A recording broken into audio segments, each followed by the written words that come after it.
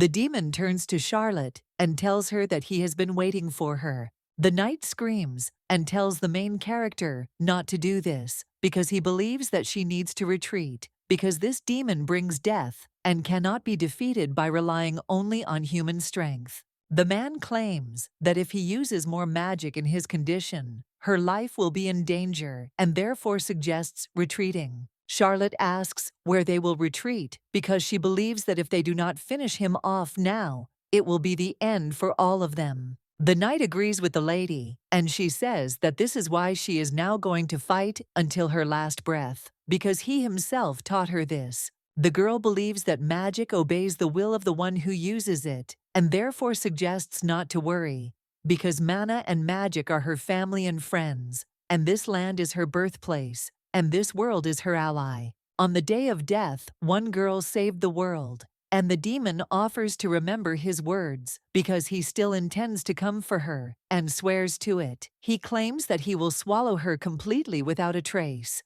After that day, the whole world began to call the girl an archmage. The woman tells Charlotte that she is a genius, and her abilities have exceeded all her expectations. And the girl agrees with her and says that she knows it. An elderly woman asks if she could be a little more modest. The main character asks when the teacher will stop behaving like this, and then claims that she constantly pretends to be sick or that she is about to die. The lady says that she has a dying wish, and the girl claims that she is not dying because she has a common cold. The teacher suggests that she find herself students, because now that she has shown her power to the world, there will be many opponents on her path that only she can defeat. The woman tells her to take 5 students who will share this burden with her because she should not live her life alone as a teacher and find her love and start a family and be happy. Charlotte asks in surprise how she can do this because she thinks that maybe she is stronger,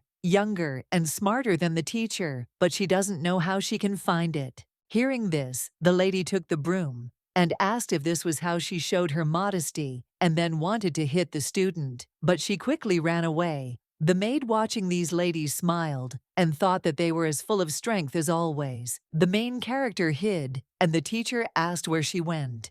Much water has flowed under the bridge since that day, but the outstanding talent of Archmage Charlotte has surpassed the level of the first 8 circles of magic, and the students she trained were called geniuses of the century. Some called Charlotte a heroine who saved the world from the evil creation. Others considered her the great hope for magic, and even after all these achievements, her man eventually met his end. Charlotte thought that she was tired because her stupid students were so intrusive, and she didn't understand why it was so hard to escape from them. And who would have thought that they would put tracking magic in a ball? The girl understands that if they lose contact for a second, they make such a fuss as if the end of the world had come. And the lady does not understand how to tell her that she will soon die. The main character believes that because of the blessing of the fairy king, she always looked young. And they have already forgotten how old she really is, and how old she turned this year, because it seems like 122. The lady understands that she has lived long enough, and everything in this world has its beginning and its end. And of course, her heart aches for her students, but she cannot take care of them forever, because each of them has their own path. And although she still worries about the youngest, she believes that an old woman like her cannot accompany them, but can only hope that they will live a good life and be able to fulfill their destiny. Charlotte reflects that she never thought she would die like this, and this would be her last spell. When she casts the spell, the mana stored in her body will burst out and fill the world, and her spirit will torture this land and become the breath of a new god. The main character does not understand whether there could be a more noble death than this, and believes that even the teacher would be pleased because she lived a worthy life. At that moment, a whirlwind of memories flashed through Charlotte's head. After all, when she plunges into eternal sleep, each of her students will receive a letter from her with her last will, and she is sure that they will be shocked, but hopefully will not be too sad. Charlotte thinks that the potato fries she had for dinner last night were delicious, but she also thinks that she would have stepped on the face of that horse-faced idiot who burned her research a couple more times. Before her death, the girl would like to fight Jeffrey again and win against him, and remembers that she forgot to pay the debt at the Traveler's Tavern, and everything else was fine. But there was one regret in Charlotte's life that she could not tell anyone about, and that regret was love. Charlotte had a very eventful life, filled with magic battles and care for her students. But this girl, endowed with wisdom and life knowledge, had one regret, because she never knew love as hot as a flame and gentle as a spring wind. The main character believes that she has never had any regrets in her life, and she is just a little sad about this one thing, and just a little bit. The man turns to His Majesty and says that a more thorough investigation needs to be carried out in the lands of Rodon, and asks him to think about this issue. At this time, the king saw that a letter had arrived to him, and for a moment he forgot about state affairs. The servant asks the master to pardon him because he did what he was ordered to do, and claims that they forced him.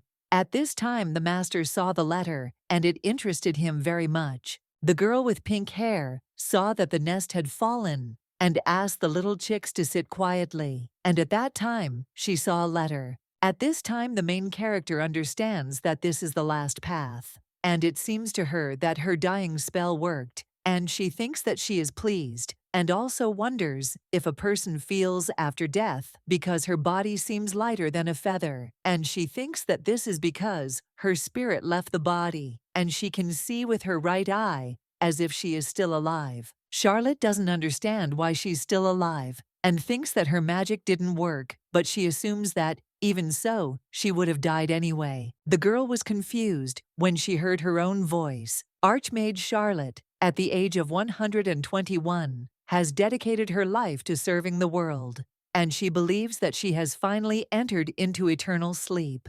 The disciples, mourning their mistress, say that now they will protect this world instead of her, and therefore let her not worry but rest in peace. At this time, the main character thought that she was counting on them and then said goodbye. Charlotte thinks that everything should have been like this, but she thinks that the mana has left her body, which means that the spell definitely worked. She does not understand why she is still alive and why her body is so strange, as if she became a child. The lady realizes that she really has become small and cannot believe it.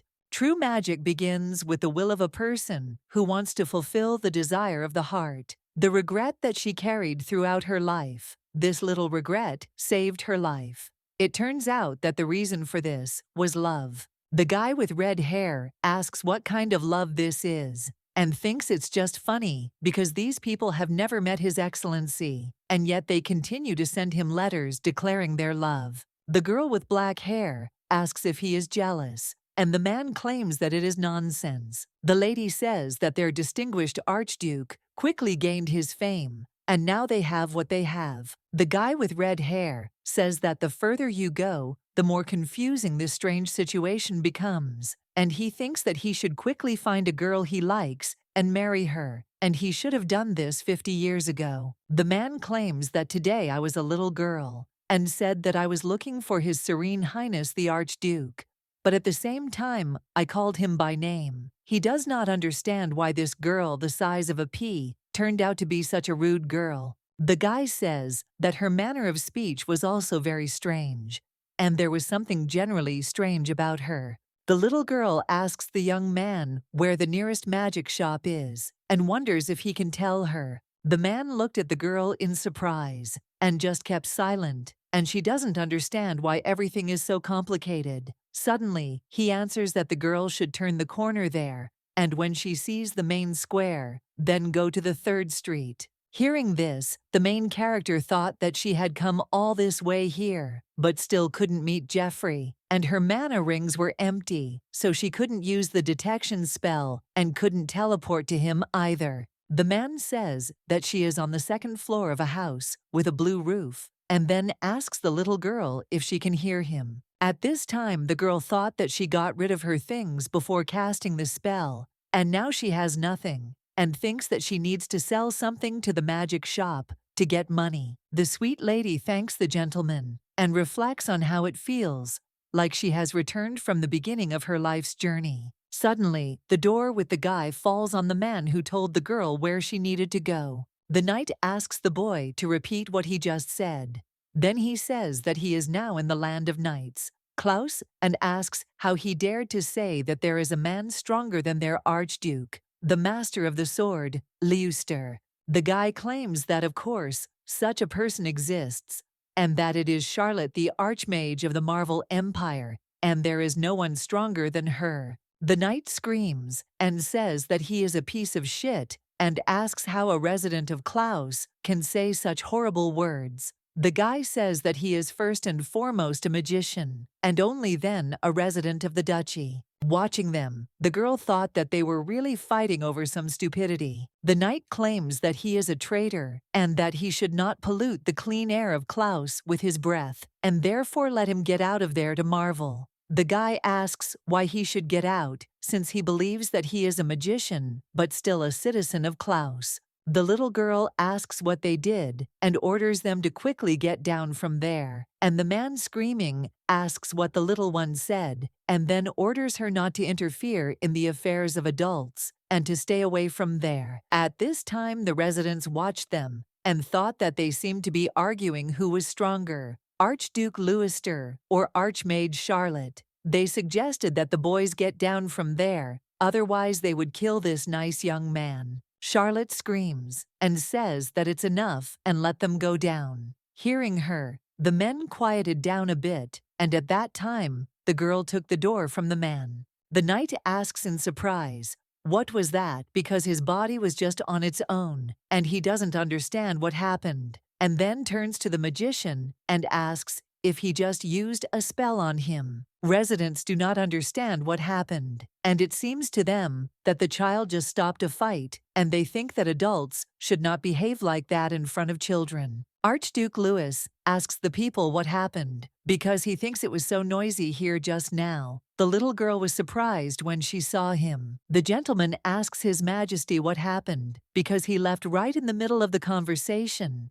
and it is difficult for a person in such poor health like him to keep up with him. Leuster reports that he is certain that he just felt a familiar presence, and he wonders if he was mistaken. The knight turns to the Archduke and says that it is an honor to meet him, because he always wanted to ask him something during a personal meeting, and then asks what he thinks about the Archmage Marvel Charlotte. His Majesty asks why he should answer this question. The man heard there smiled and said that he was right, because everything was so obvious that there was no need to waste time answering. The knight says that he thinks so too, and always thought that it was even funny to put the names of the Archduke and the Archmage in the same row, and then asks how a simple mage can compare with a master of the sword, because he believes that it is not for nothing that they say that the sword is a force that has no equal in the world. The warrior wonders if some girl without a family or a name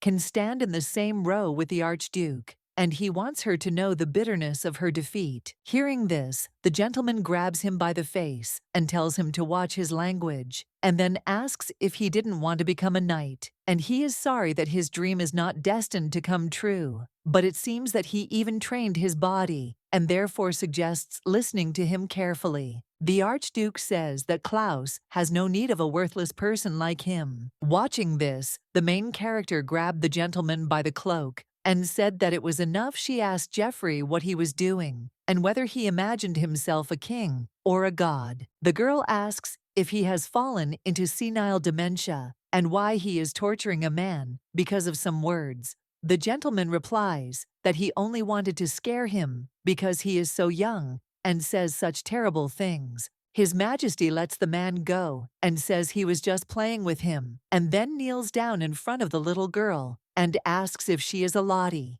The gentleman approaches the Archduke and asks if he has calmed down, and also inquires whether this girl is his daughter. Louise turns to the baby and says that her magical presence was so weak that he even thought he was mistaken, and then asks if it really is her. At this time, the residents watching them do not understand what is happening, because this child again stopped the fight, and they were surprised whether it was really Archduke Leuster. The gentleman asks the girl why she is so small, and takes her in his arms. She asks to let her go to the ground while she talks about it nicely. The woman says that this year bows with lace are in fashion, but if the bow is decorated with a precious stone, it will look even more wonderful. And then she offers to take a look because the young lady is very beautiful in this dress and asks if it is so. His Majesty looked at the baby and said that he liked her, and then said that he wanted to look at other models. The saleswoman says that they have prepared many dresses of different cuts.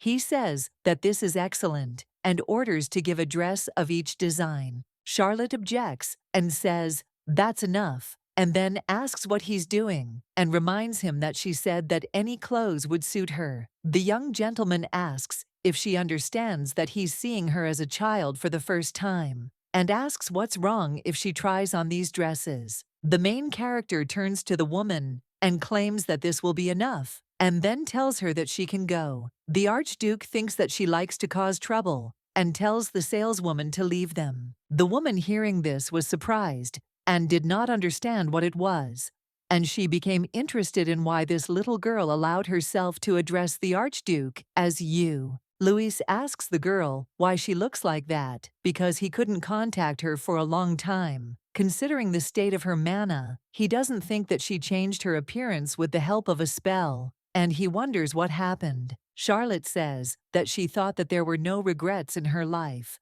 because she lived a rather full life and thought that she had nothing left to strive for. But this turned out to be untrue because there was no love in her life. The gentleman asks what she means by this. The girl ate a candy and says that it was delicious, and he asks her to explain to him why there were no regrets in life and what love she is talking about, because she does not understand what this has to do with the fact that she became a child. The Archduke asks if she has already tried to kill herself. Hearing this, the main character thinks that he is a smart guy, and then explains that everything was a little different. And since it turned out that way, she wanted to leave her mana to the world. The young lady thinks that she has lived enough and is a little tired of everything, and already thought that she had fallen into eternal sleep, but she found herself alive again. The little girl screams and asks why and what it is. He answers that his eyes sweat from time to time, and the girl asks in surprise what he is saying. Jeffrey asks if she really was going to kill herself without telling him, but the little girl objects and says that she didn't kill herself. The gentleman says that the next time she is going to die, she should tell him that he has also lived long enough in this world, and therefore should plunge into eternal sleep with her. The Archduke asks if it's all because of the curse, and believes that it's all his fault because he was supposed to stop her that day, but couldn't. The main character calms the man down and says that no one is to blame for this because it was her choice, and only she should bear responsibility for the consequences. Jeffrey claims that this is just her Lottie and believes that she shouldn't have to bear all the hardships alone, and then asks why she can't at least rely on him, her close friend. Jeffrey's dearest friend, Tayin Lewister. The little girl says that she made such a decision and wonders if magic doesn't start with the desire of the heart, since magic decided to rid her of her only regret and gave her this new appearance. Then she decided to live her new second life again. The gentleman asks if it turns out that her regret was love, and if she means love between a man and a woman, and then asks why they don't start with her manner of speaking like a little old lady. Hearing this, Lottie asks what's wrong, and what's wrong with her manner of speech. At this time, a guy with blonde hair ran up to the coffin and said that he would find her. The man with red hair asks His Excellency what is going on, and the gentleman says that he just has to answer the question, and then the girl asks if he remembers her. The guy says that she is the strange girl who came this morning. Hearing this, the gentleman smiled, and the little girl looked at him angrily. Jeffrey suggests forgetting about it and tells him to introduce himself, then says he has 3 seconds. The man says his name is Faton Sylvan, age 23 years old, unmarried third son of the Marquis, and currently one of the knights of the great Archduke Lewister, and he has sworn to serve his lordship until death,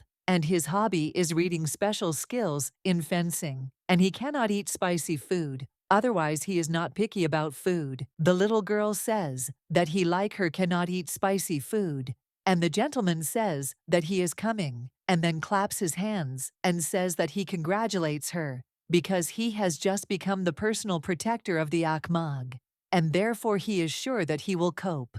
Hearing this, the Faton was surprised and thanked him. The Archduke says that he will then tell him the rest of the details of the work. The main character thought that this is how they found security for her, and the gentleman asks if she is really going to hide the truth from her students. Charlotte says that she will not tell about herself because she understands that they probably already received the letters with her last will. And now that her body has become like this, and the mana has left her, they will not be able to find her trace, and will think that she really has fallen into eternal sleep. Jeffrey says that if she thinks so, then it will be better, and the girl explains that they relied on her too much in the past, and believes that if they think that she died, then they can become independent and live relying on their own decisions. The Archduke tells the little girl that he thinks she doesn't know her students well. However, the most important thing is that she asked him for help, and for her sake, he will do anything and even be able to cope with her students.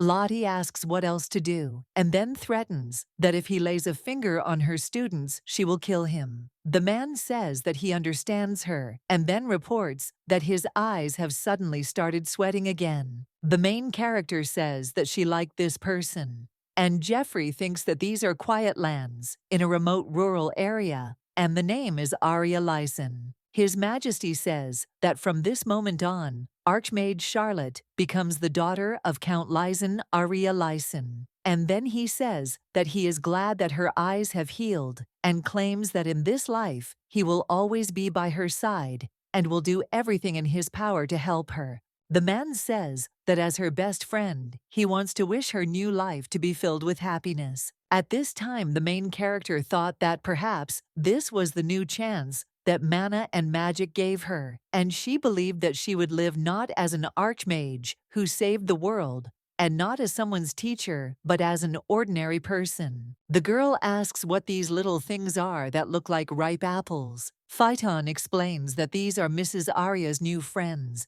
and then smiles and says that they are also his cousins. The Archduke asks if it is not wonderful to have new friends for a new life. The little girl with the red hair says that this girl just called them babies, and then claims that she is younger than them, and that is why she is a baby here.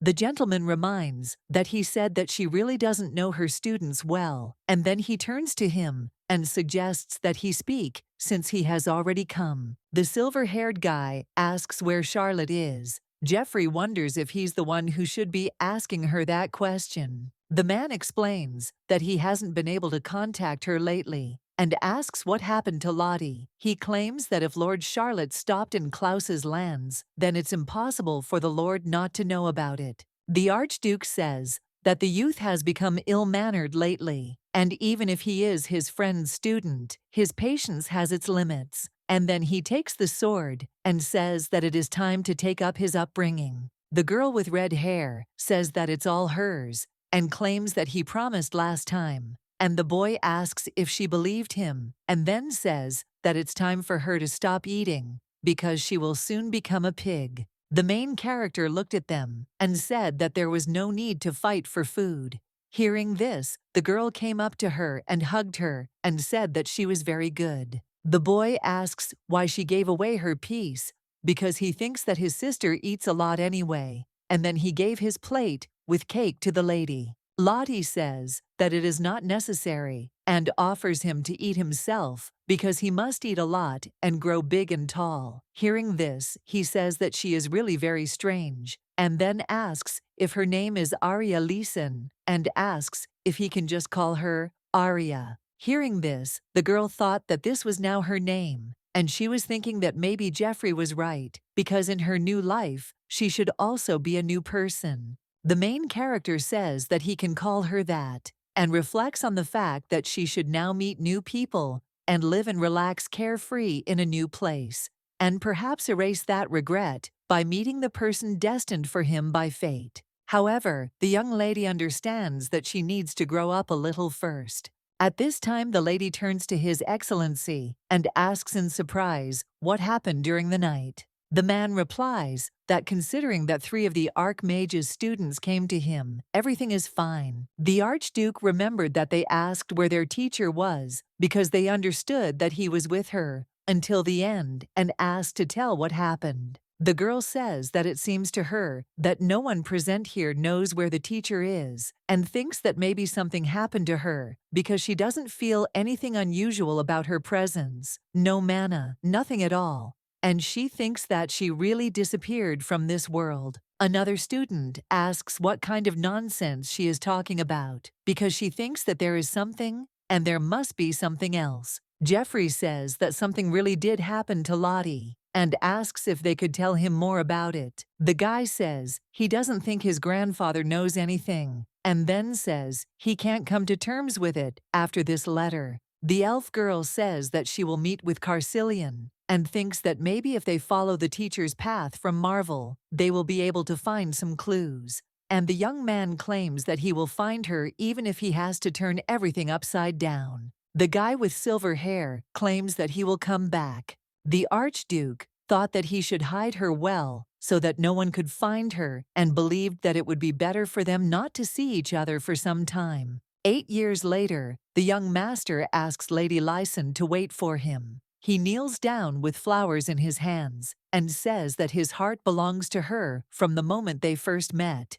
and he asks her to accept his sincere intention to make her his wife. And at this time, the main character does not understand who he is and what kind of child he is. And then she remembers that she saw him in a literary circle, and it seems that he only recently came of age. Aria says that there is such a big gap between them that she is afraid that they will never be able to overcome it, and then claims that they cannot be together. And at that time, she thought that she had to leave. Since that time, when the girl changed the death spell and woke up in a small body, 8 years have passed, and she lives in this body as Aria Lyson. The young lady realizes that from her movements to her manner of speech, she has completely honed her skills as an Aria, but she still cannot shake the feeling that her mind does not match her body. The guy screams and claims that he loves her and asks her to wait, and at that moment, she thinks that he is still a child.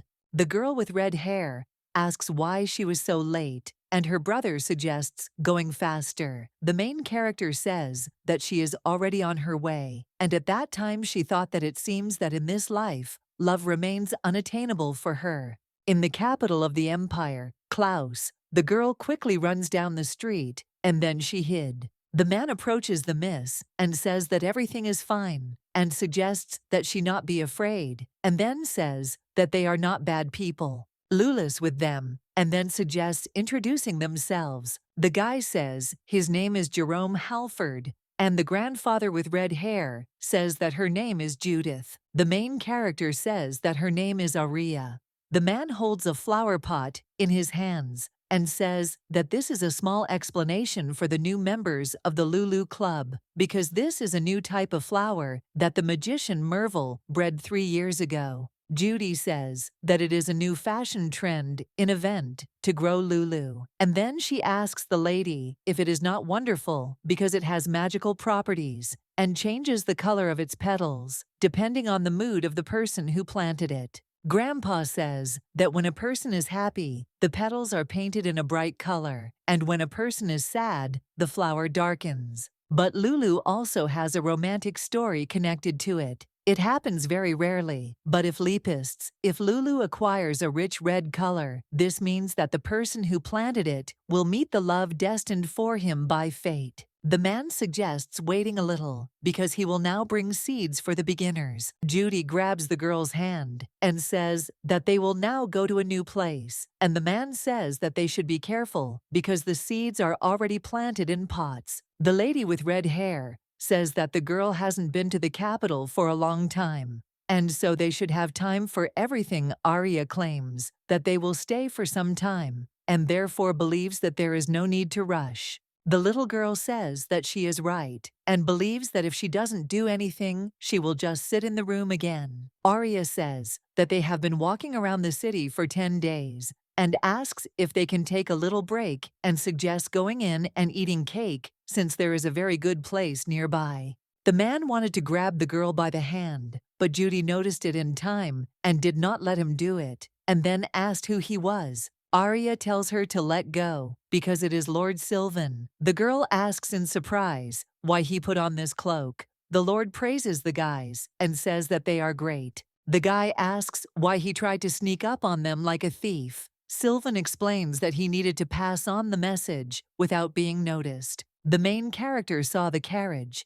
and realized that she needed to go to it. The gentleman holding a huge bouquet of roses in his hands says that they haven't seen each other for a long time. Lottie is surprised and asks if he is coming back from the party and what kind of flowers they are. The man explains that he took them from the road and asks if they don't smell wonderful and wonders if she wants them. The girl replies that she doesn't need it. Jeffrey says that she doesn't look well and asks what happened and also asks if she heard bad rumors. The little girl asks in surprise what rumors he is talking about, and the Archduke suggests that she forget about it and then asks if she likes Klaus's capital. Lottie says that it is a very peaceful and lively atmosphere and a nice city. He asks about love and wonders if she has found a love that can erase her regret. The man asks if that's not why she came to the capital. The girl replies that not really, but he suggests that if you look closer, and then he gets closer and says that she doesn't know, but she suggests that he might be much closer than she thinks. The main character agrees with him and says that she just wanted to ask him about the former captain of the Knights Baron because he is well over 90 and also wonders if he is married and asks if he can introduce her to him. Jeffrey replies that he died last year due to old age, and the lady says that she should probably be glad that she didn't die at her age and is still thinking about love. The Archduke tells her not to say anything because she just thought about people close to her. The young lady asks, "What about the Alphonse's finance ministers?"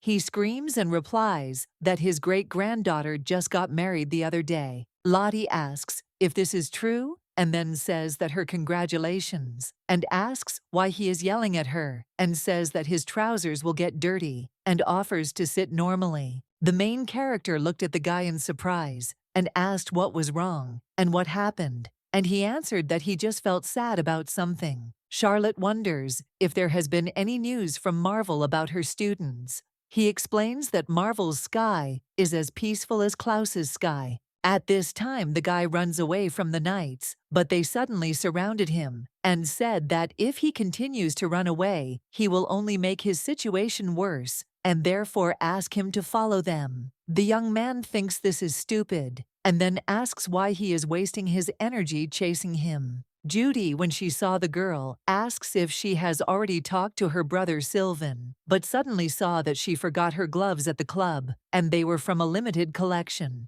Lottie says she will bring them, and the girl with red hair offers to go together. The main character objects and says she will go herself because she wants to be alone for a while. The lady claims that she will be back soon and invites them to go and eat some cake. When the girl left, Judy said that she looked so exhausted, and her brother thought that it was all because of her, because he thought that all she did was drag people around with her. Judy says it's his fault because he suggested going to the Lulu Growing Club. Suddenly they see the capital's security and don't understand what's going on. At this time, the main character thinks about what if she comes to the capital? She will be able to find out news about her students because she is interested in whether everything is okay with them and thinks that probably nothing special is happening. The girl thinks to think positively, but when she went inside, she realized that it was very quiet and thought that everyone had already left. At this time, the lady tells the girl that there was a kidnapping and the townspeople are so worried about what is happening. Judy asks in surprise if she wants to say that the guards were in such a hurry because the kidnapper was somewhere nearby. Jerome says that they need to go after Aria because he is worried because she left alone. And the woman asks in surprise if it is true that they did not know anything, and explains that in fact, such a fuss is because according to rumors, the suspect was Dan Monty from Marvel. The lady asks the guys if they have heard of him, and then says that Dan Monty is the leader of the Black Moon. At this time, Dan Monty asks the main character if she knows about Charlotte, an outstanding archmage. Marvella da Monty is Charlotte's third student. Hearing the question, the main character hid her face with the help of a cloak. After all, she saw that the man was holding a flower in a pot in his hands, and then she quickly runs away. The guy wanted to get closer to the stranger, but she pushed him or took advantage of the moment and ran away. He doesn't understand what just happened, because when he fell, he broke the table and the stranger was gone. Judy, when she saw the girl, asks, screaming, what happened to her. She answers that nothing is out of the ordinary and suggests going home. And Judy is asked if she saw the kidnapper, Avent, recently. And these are very bad people who take away citizens, regardless of their age and gender. The girl says that they can't be caught because there is a very powerful person behind these crimes. Hearing this, the main character wonders who the suspect is. Jerome replies that it is Dan Monty and asks if Aria knows who he is, and then says that he is Charlotte's third student. The guy asks how ordinary guards can grab him. Although he thinks that Archduke Louis is capable of it, Judy does not understand why a resident of Marvel kidnaps people here, Klaus, and her brother says that there are probably reasons behind this that they know nothing about. The young man asks Aria what happened because he saw her surprised look. And at this time she does not understand how this stupid Dan kidnaps people in Klaus. 30 years before, a lady with black hair turns to Mrs. Eleanor and tells her that there has been another explosion, and it seems that she cannot control this terrible demonic red liquid that flows in his veins, and then asks how much longer she must suffer next to him. The lady thinks that this child is a real devil. Then the main character decided to come to this guy, and when she knocked on the door, she heard a scream that everyone should get out. However, she does not pay attention to his words and says that she is entering. When the lady entered the room, she saw that everything was turned upside down, and even the furniture was broken, and the boy hid under the table. Charlotte asks if he is very scared,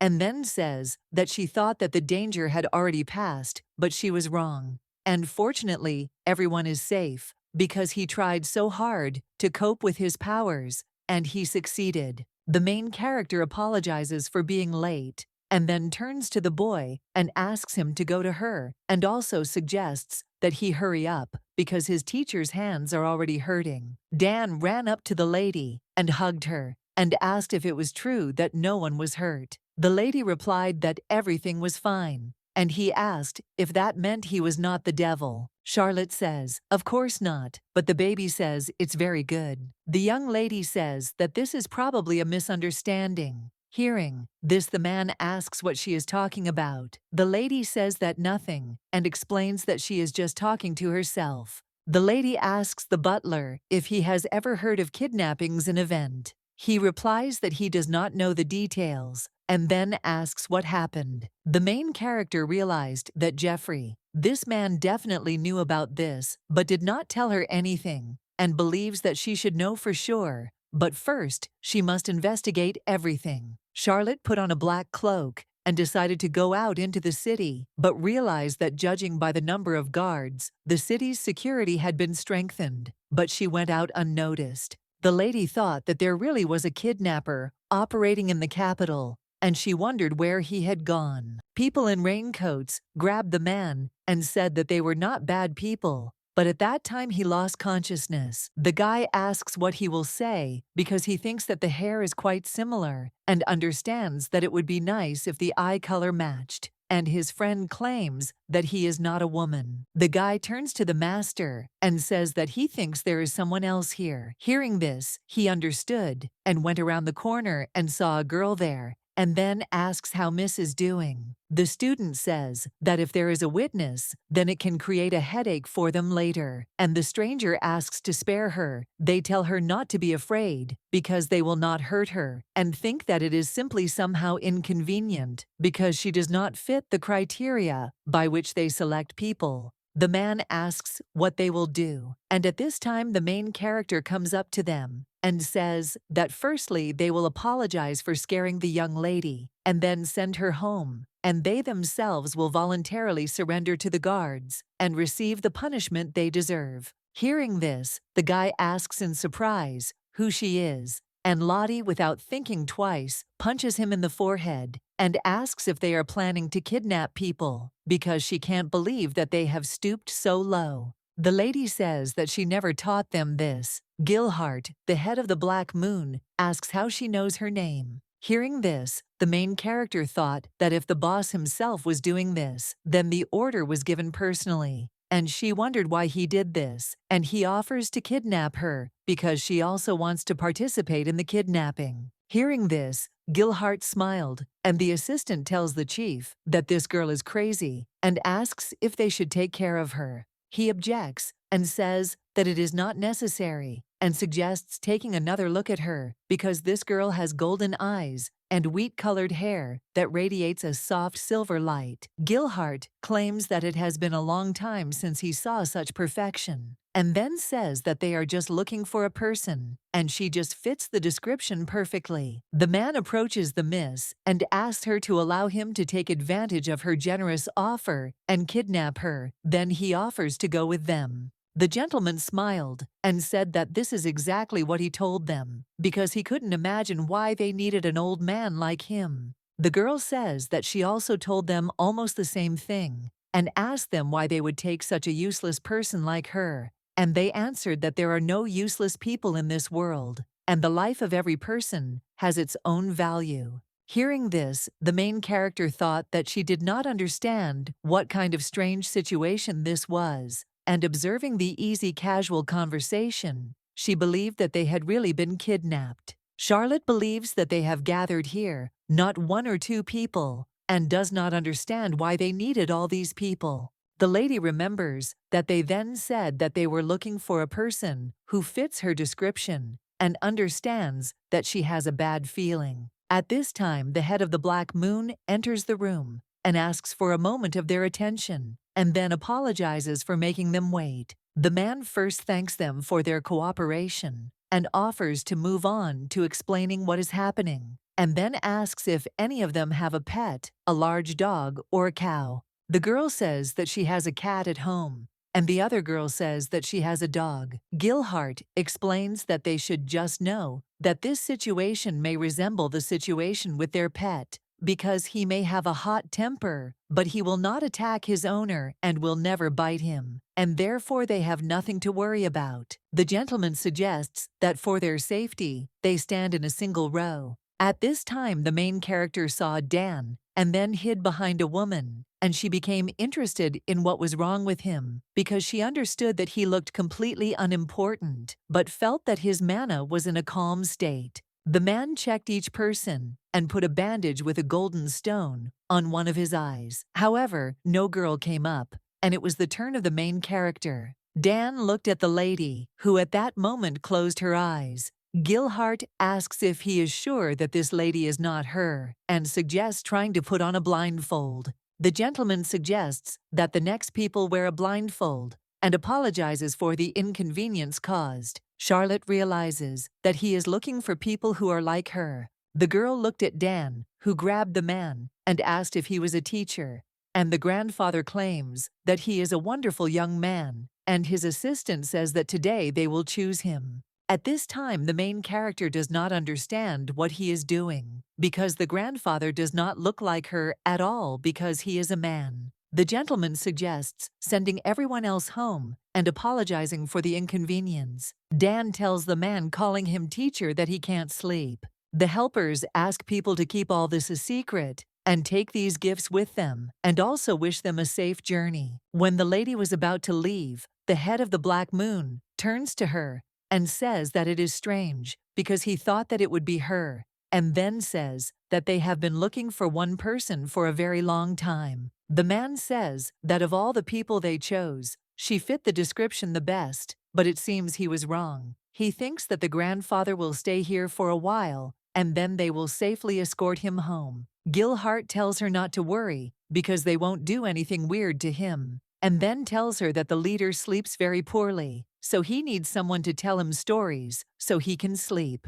And if they didn't do that, he wouldn't be able to sleep at all. The lady asks why he is telling her this, and the guy replies that he is probably just very sad that she was not chosen, and then wishes them a safe journey and says that if she wants to report them to security, she is free to do so because she understands that it will not change anything anyway. When leaving, the main character threw away a bag of gold coins. A lady walks into a store, and the salesperson says that they are already closed today. The girl asks if they know who the Archmaid Charlotte is. The woman says that of course she does, and then asks how it is possible not to know such a great person. The main character is interested in whether there are rumors about Charlotte's 5 students, and asks to tell her if they know anything. The lady says that her first student is the Emperor of Marvel, and 6 years ago they only talked about him because the Emperor gathered the magicians of the Empire,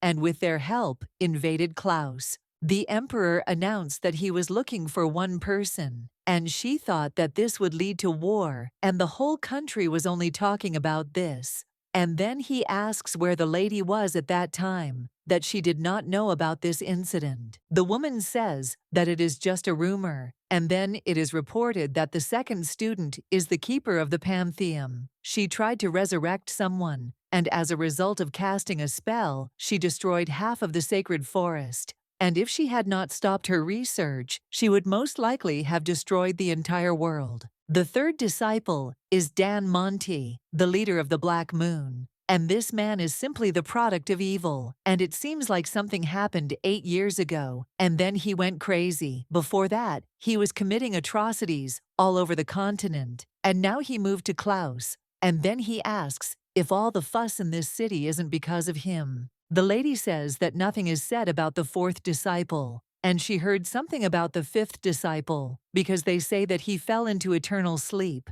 because he went into the devil's domain, where people cannot go, only to find someone, and there he died. The man asks Lady Lyson, in surprise, how she got in here and what she is doing here at such a late hour. The girl turns to the Archduke, and he tells the servants that everything is fine and they can go. The main character reports that she did not hear any rumors, and even if we take into account that she was in the village, the fact that she did not hear anything about these incidents or about the countless rumors means only one thing, that he personally had a hand in this. Jeffrey agrees with her and says that she is right, because it was him. And then he says that her students are not little children who need her constant care and protection, and then reminds that she herself said that she wants to start a new life. The Duke informs her that upon learning of her desire, he also wanted her to live for herself. The girl asks to answer only one question,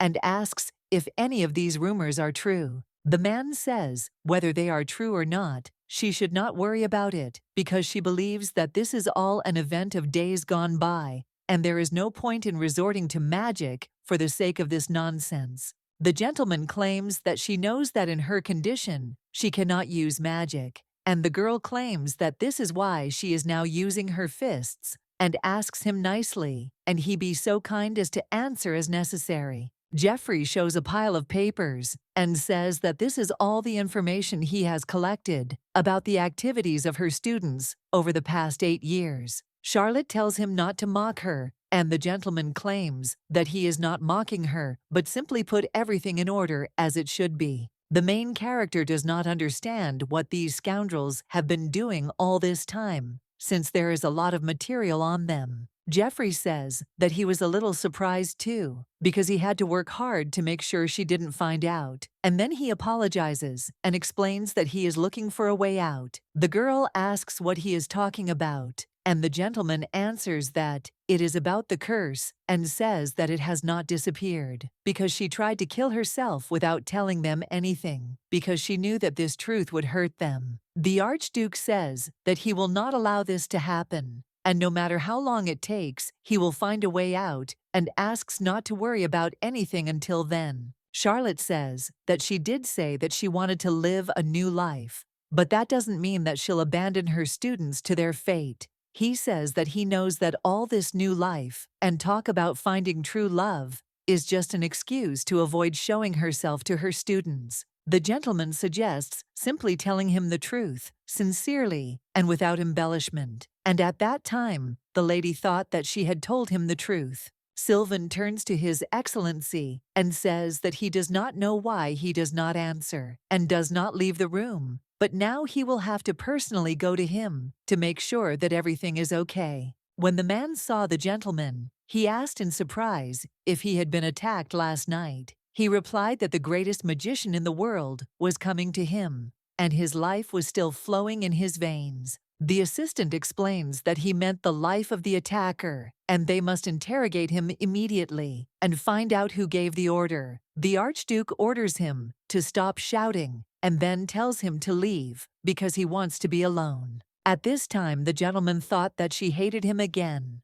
and thought that it would be wonderful if there were only them in this world. The maid tells Lady Aria that she got up early today and then says that she came to put fresh flowers in her room and asks if she should bring her some warm tea. The lady thanks and refuses, and then says that she will go out for a short while on personal business, and let her tell this to Rum and Judy if they ask. The maid asks if she is going alone, and then says that she will tell the butler to prepare the carriage, but the lady refuses and says that it is not necessary. The maid thought that this was strange and asked if something had happened. The main character believes that she lived too carefree and does not understand how she could believe that only because she would pass on her will, in her will, that they would easily accept her death. After all, she never thought how difficult it would be for these children without her. Charlotte believes that although slowly her mana rings are gradually being restored, she thinks that the children should know what happened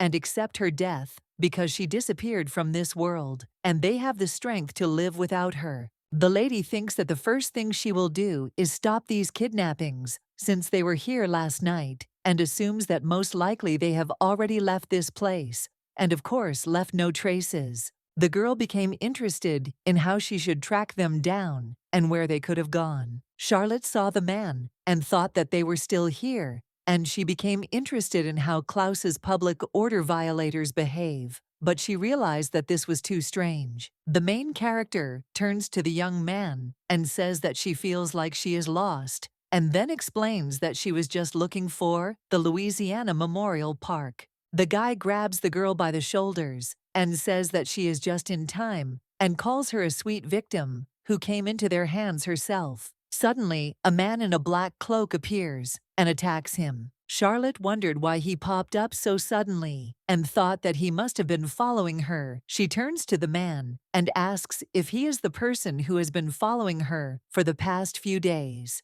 Hearing this, the man in black clothes disappeared. The guys saw a man lying on the ground, screaming and asking what was going on. The lady explains that she was just passing by and saw an unconscious man. The young man asks why she doesn't go with them and tell them the details. At this time, the main character thought that she should leave, but nevertheless she decided to go. The girl was tied up, and the strangers said that they were lucky today because they could get a good amount of money for them. The man asks what's wrong with Darren and why he hasn't come to his senses. Charlotte understands that something is wrong because it is obvious that these people are not from the Black Moon. And suddenly, she heard a cry that they are greeting Mr. Dan Monty. The gentleman screams and asks if everything is ready, and also wonders why they are moving so slowly. He tells them to get off their asses and get to work because they should be on their way already. The man who was sitting next to the girl says that it was Dan Monty and believes that he was really kidnapped by members of the Black Moon.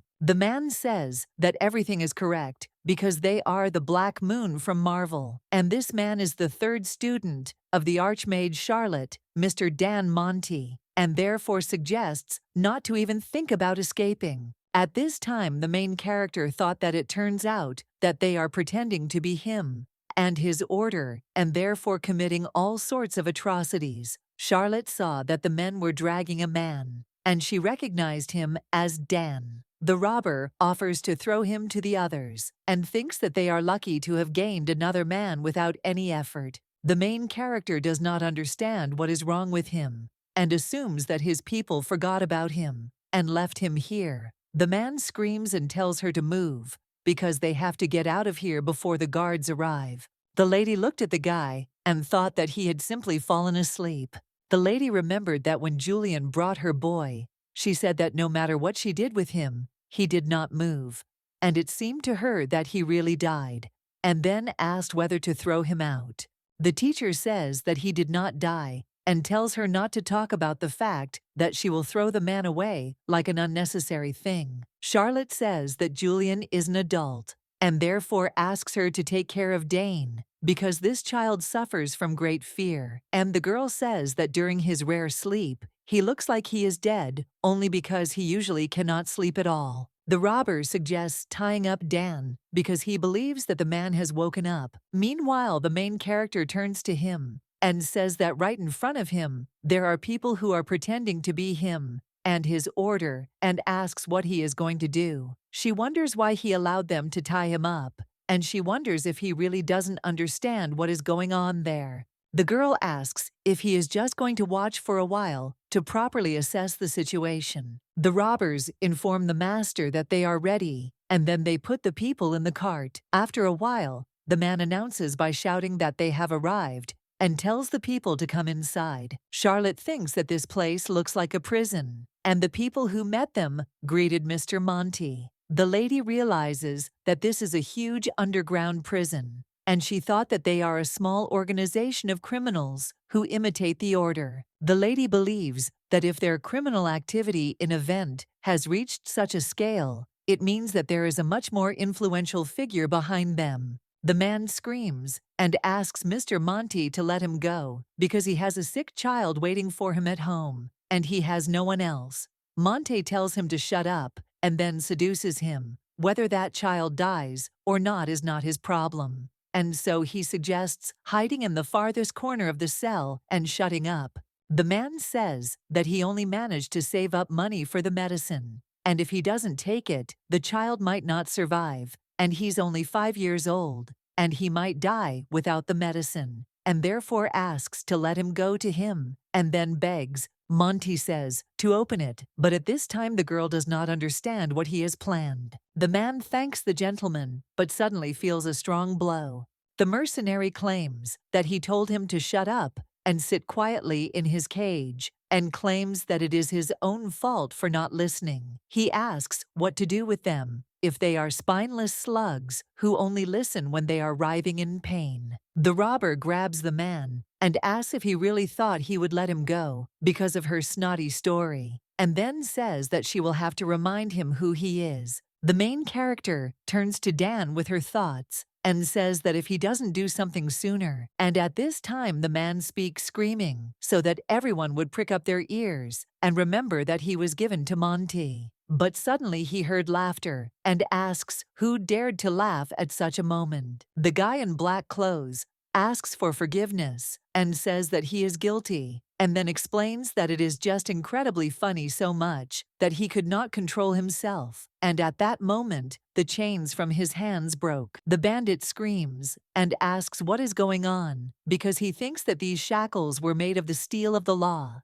and Dan asks who gave them permission to commit all sorts of atrocities, pretending to be them, and then claims that they are too insignificant, and with the help of magic envelops the bandits. Monty says that they weren't careful and no one could track them to this place, and then asks who is behind this and who ordered them to commit these crimes. At this time, the mercenary could not say anything, but only writhed in pain And the gentleman smiled and asked if he had not claimed that useless slugs only obey when they are exhausted from pain. Dan turns to the mister and then breaks his shackles and asks if he wants to hit him for hitting him, but the man refused. The robber asks if they are complete idiots and why the hell they are standing there like statues, and suggests that his servants move and grab this man. The mercenary tells the master that their bodies are not moving. Gilhart asks the guys if they took on too much when they decided to pretend to be such a powerful order as their Black Moon, especially considering that they have no powers or abilities. The assistant asks what to take from them, because he thinks that this is not Marvel, and where such a magnificent order could have come from. He orders to seize everyone, because it seems that this is their only refuge. Dan grabs the man by the shirt and asks who ordered this operation, and who is behind them. He replies that he was just doing what he was told, because he was told that they would be able to carry out their business without interference. The gentleman asks who he is talking about now. A man with red hair approaches the miss and says that they have met again, and asks to let him help her untie the shackles. He asks if she has been kidnapped again, and thinks that this is some kind of hobby of hers. The robber says that he sprinkled the earth with the blood of your teacher. He was going to revive him in this world, but he can't find it anywhere. Hearing this, the man does not understand what is happening, and thinks that he is saying this spell, and the main character understands that this is a demonic language. She pulled out her sword and hit the stick that the robber was holding. The mercenary claims that he will tell them everything, but at this time the girl thought that his mana was not stable. The assistant turns to the leader and says that this is some kind of madness, and suggests that everyone get out of here because the whole building could collapse. Gilhart turns to the lady and says that of course he understands that she is a special girl, and then asks if she really wants to die there, and therefore asks her to go to a safe place, because he believes that her curiosity can destroy her, and therefore she must leave immediately and run as far away from here as possible. Charlotte tells him to take all the people and try to get them out as unnoticed as possible.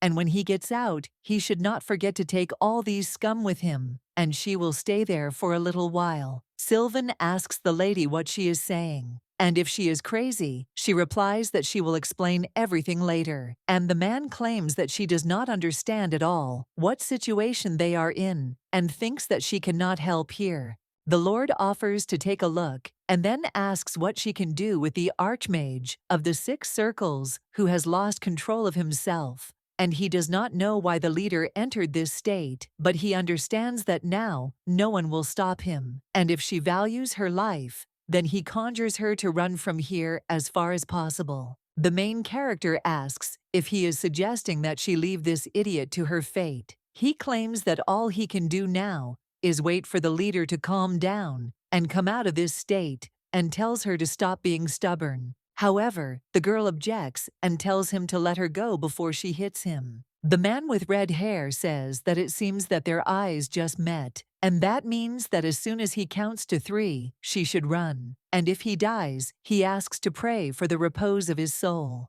The lady tells him to stop talking nonsense, because he's had enough, and then she goes up to Dan and grabs his hand. She tells him to stop yelling and breathe calmly. Charlotte says that he is very sensitive to mana now, and therefore does not use magic, and simply suggests leaving slowly and quietly, so that this child can calm down. The main character recalls that one day a woman called her and said that she was looking forward to the day when she could meet her. The lady offers to report the situation, and the woman says that it is all her fault because she committed a great sin, and the blood of demons flows in the veins of this child. The lady says that she knew she had to get rid of him right away, but now he has turned into a terrible demon who craves red liquid and the pain of people. She would rather he had never been born into this world, and so she asks him to have mercy on her and kill this child. The Archmage claims that in this world there are no children who should not have been born, and asks if she doesn't see that this child is crying.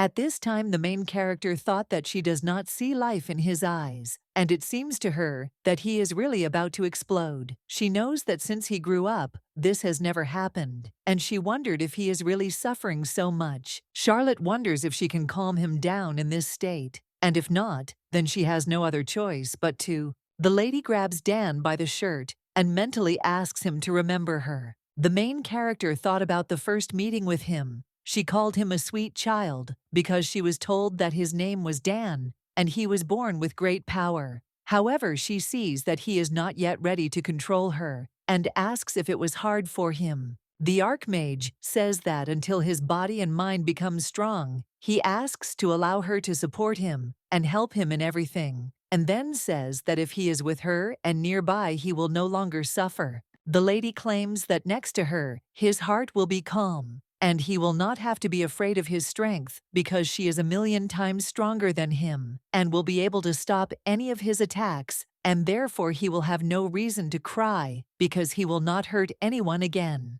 The girl hugs the boy and says that he should remember this flow of great mana, this voice, and this warmth well. At this time, the main character thought that if there was still sadness in him, that she had inflicted on him during their first meeting, and when she touched the guy, she wondered if it had worked. Dan bowed his head to the girl, and she thought that he looked a bit like a big dog, and said that the baby shouldn't be sad. The man asks why now it seems to him that the tunnel is collapsing due to the blast wave. Sylvan says that everyone has left, and only they are left, and then he turns to Miss, and she says that she asked him to stop shouting. The man asks how he cannot scream in such a situation, since she said that magic cannot be used. When the guys saw the gentleman, they were scared because they didn't understand why he was so angry. But the main character says that everything is fine because she is nearby. At this time, the girl thought that if she could get through to him, she would be able to calm him down with the mana that she had. And then she went up to him and called him a child and invited him to come to her. Watching her, the men thought she was crazy because they wondered where she saw someone who looked like a child. And when the gentleman approached her, they realized that she was addressing him. Selvan looked at the gentleman in surprise and became interested in who this girl was. Lottie thinks that this is great and reflects on the fact that despite the noise around him, his attention is completely focused on her, and therefore he believes that the seal is not yet completely destroyed. The lady turns to Gilhart and then tells him that he can now use magic and check if there is anyone left here, and then quickly leave from there, and also reminds him not to forget to take this man with him, since he is still alive. The girl turns to the other students and says that now they will come out of here and create a magical barrier at the entrance to the cave. Lottie says that she thinks a two-phase Fryson spell will be enough, and once they reach the peak, they will have to maintain the spell's power at level 4. So that the shockwave from what is happening does not break out. She suggests that they use more magic. The guy turns to the head of the Black Moon, and he says that they should do what she said and let both go out first. At this time, he thought that even in Marvel not many magicians know about the spell Phazon, and she told about its use in such detail. Gilhart asks how she is. Miss replies that she will stay there for a little while and will lead out their leader, and therefore suggests not to worry and just leave. The man objects and says that they will follow them right away, and the girl insists that he leave. He says that he understood and therefore suggests not to delay and that they go out right away. And at that time he thought that this was the last one, and he was wondering if everything would be okay with them. Charlotte grabbed the leader by the hand and said that when a magician takes his last breath, his soul, which is stored in mana, fills the world, and therefore the same thing will happen to her. And she assumes that most likely he will not be able to remember everything that she tells him now. The girl says that she hopes that his subconscious will remember this, and this knowledge will make him even stronger. Lottie says that everything has its beginning and its end,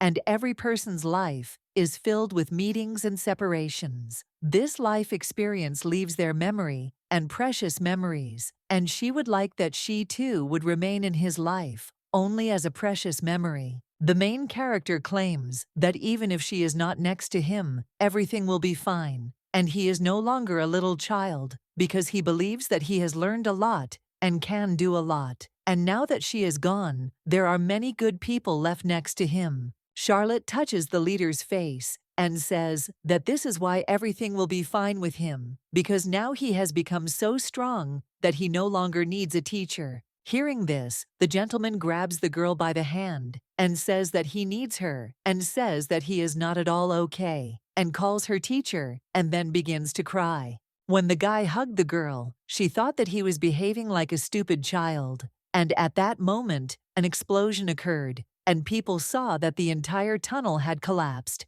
Gilhart does not understand why they did not come out then, but he believes that the leader definitely survived, and he became interested in what happened to the girl, since it seems that she is also a magician, and also a very strong one. Suddenly, a girl came out who was leading the leader. She says that he lost consciousness, or just fell asleep, and at that time, a man in black clothes was watching them. The man says that this is the last place she was, and that all traces of the teacher and her mana disappear here, but he does not understand why she decided to come to this cold and lonely place. Dan screams and calls the teacher because he wants to tell her something, but the ghost says that she is dead, Charlotte Eleanor, and he will never see her again. The guy says that the leader hasn't slept for so long in a long time, and his friend thinks that it's because he lost consciousness this time, and asks if this isn't too much, since he thinks that these are forced precautions, since one movement by the leader would be enough, and this entire room would turn to dust.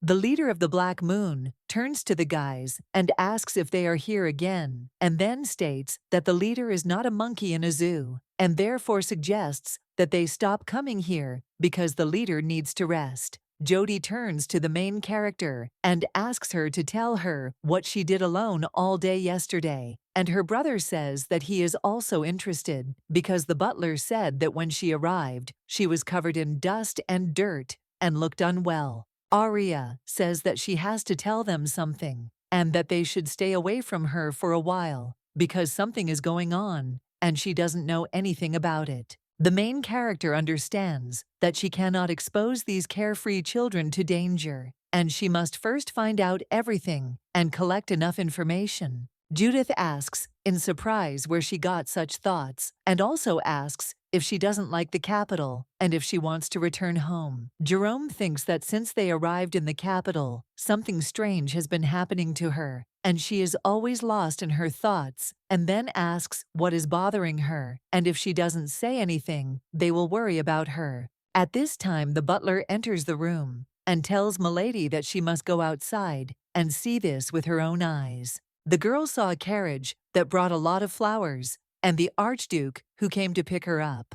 Sitting in the carriage, the main character asks if he has gone crazy and what kind of show he is putting on there. And the gentleman asks if she is still angry with him. The girl insists that he stop this and asks why he brought all these knights. Louister says that he had a little trouble, and the first thing he did was rush to her to tell her everything. The lady asks what happened to Togo and whether she should praise him for it. The gentleman says he will be very grateful. Lottie says she has no time for his jokes because they have a big problem, and it seems to her that the demons pursuing Doom have returned again. Hearing this, the Archduke is surprised and asks if she has any evidence, and then asks if this has anything to do with the collapse of the Caven event. Lottie says that as she thought he already knows, because those involved in the incident have already been captured by the Order of the Black Moon, so they need to conduct an investigation, and then asks why he sent a man to follow her. Louister asks in surprise what kind of person she is talking about, and she asks if he really didn't send her. The man claims that if he had decided to do something like that, he wouldn't have trusted anyone with it. At this time, the main character realized that it was not Jeffrey who sent him, and she wonders who it was. Then, she thinks about how next time she will need to catch him, and no matter how insignificant this matter may seem, now she cannot let anything slide. Lottie says it's already noon, and she has an appointment. Charlotte said that when their leader wakes up, they should tell him that she will be waiting for him tomorrow at noon, in the nest of wings on the blue square. Gilhart says that she asked to tell him, but didn't say anything about them not being able to accompany him, and the leader never cared whether they were following him or not, and thinks that he probably doesn't even know they are here, since he doesn't seem like himself at all after waking up. At this time, the girl tells him that in any case, he should not even think about interfering in her affairs, and therefore asks him to return home. The Archduke, surprised, asks if she really is going to meet him. Lottie says that they have already met, and he asks in surprise if this guy recognized her. The girl explains that yesterday they met face to face for the first time, but most likely because of the explosion, he will not be able to remember anything. Hearing about the explosion, Jeffrey is surprised and asks if that means that yesterday's destruction was caused by the explosion of Dan Monty. And he also asks the girl if she used magic yesterday. The main character explains that she knows better than anyone what state her body is in, and therefore believes that now he should worry not about her, but about death. The Archduke asks if he reveals her, will she reveal herself to the other students, and then says that one glance was enough for him to recognize her. The girl says that because it is he who is towards her, no matter how she looks, he will always recognize her in any guise. And at that time, she thought that of course, the most powerful sword master of the continent should be so insightful and sensitive to mana. Mana is proof of the life of the magician. Lottie understands that even if they recognize her, they will never be able to confirm their guesses. After all, her mana is now so weak and unstable that it cannot even be compared with the one she was endowed with in her previous life. Charlotte reminds him that he said that he came to tell her about a problem, and the gentleman says that it is such an insignificant problem, and it concerns her first student. The lady asks if he is talking about Carcillion. He replies that he is talking about the Emperor of Marvel, and then says that he has decided to declare war on Klaus.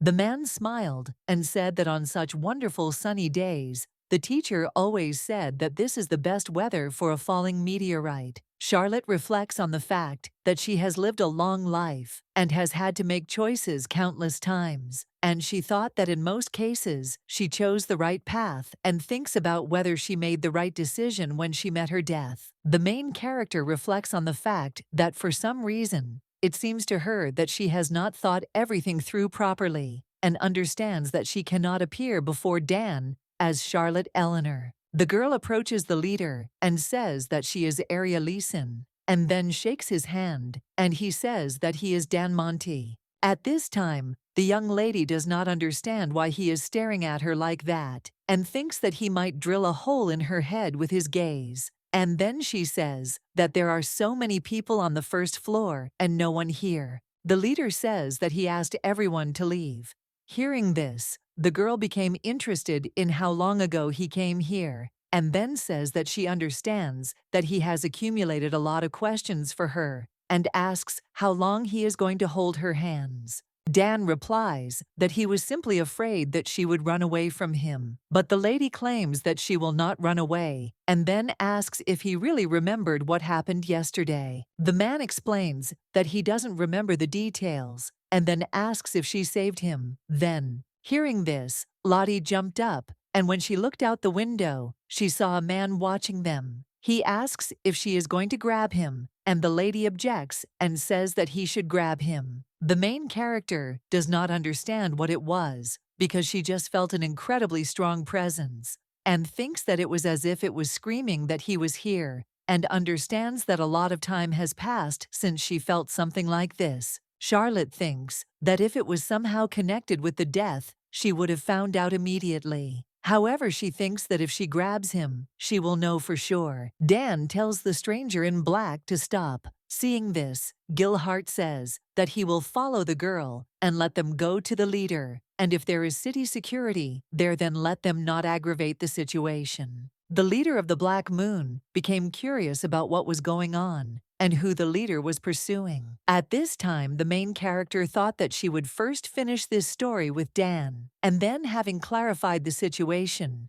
in Marvel meet with Carcillion. Lottie realizes that she doesn't know how everything turned out this way, but her quiet life could end because she can't get rid of this strange feeling. Gilhart asks Miss what happened and what she is doing here, and she is surprised and asks why he is following her. At this time, Dan tells the stranger that it is better not to waste his strength aimlessly, and it is better to immediately allow him to be captured, and also asks why he was watching them and was clearly hostile. However, the stranger did not answer, and the leader said that he understood that he was not going to answer. The man in black clothes saw that the leader wanted to hit him, so he jumped up and quickly ran away. And at that time, Dan thought that he was some kind of strange guy, and if he wanted to escape, he would have chosen a better tactic. The leader realizes that it doesn't look like he was going to fight him because he's a mage, and judging by his strange smell, his magic isn't working properly. Then he uses magic to tie him up and asks who he is. Dan did not hear anything in response, only saw stone jowls that appeared suddenly and looked like animals. The assistants do not understand what it is, and at this time the man in black clothes ran away, and the leader noticed this. At this time, Gilhart turns to the main character and says that he understands that this may sound strange, but after what happened yesterday, he cannot stop thinking about her. The man says that he knows nothing about her at all, but he feels that if he doesn't say it now, he will regret it, and wants to ask only one thing, and then asks if she wants to become a new member of their Black Moon. The head of the Black Moon saw a flicker, and at this time the main character went to pursue the man in the black cloak. When she jumped off the roof, he held out his hands to her. The girl says she doesn't know what he's trying to do,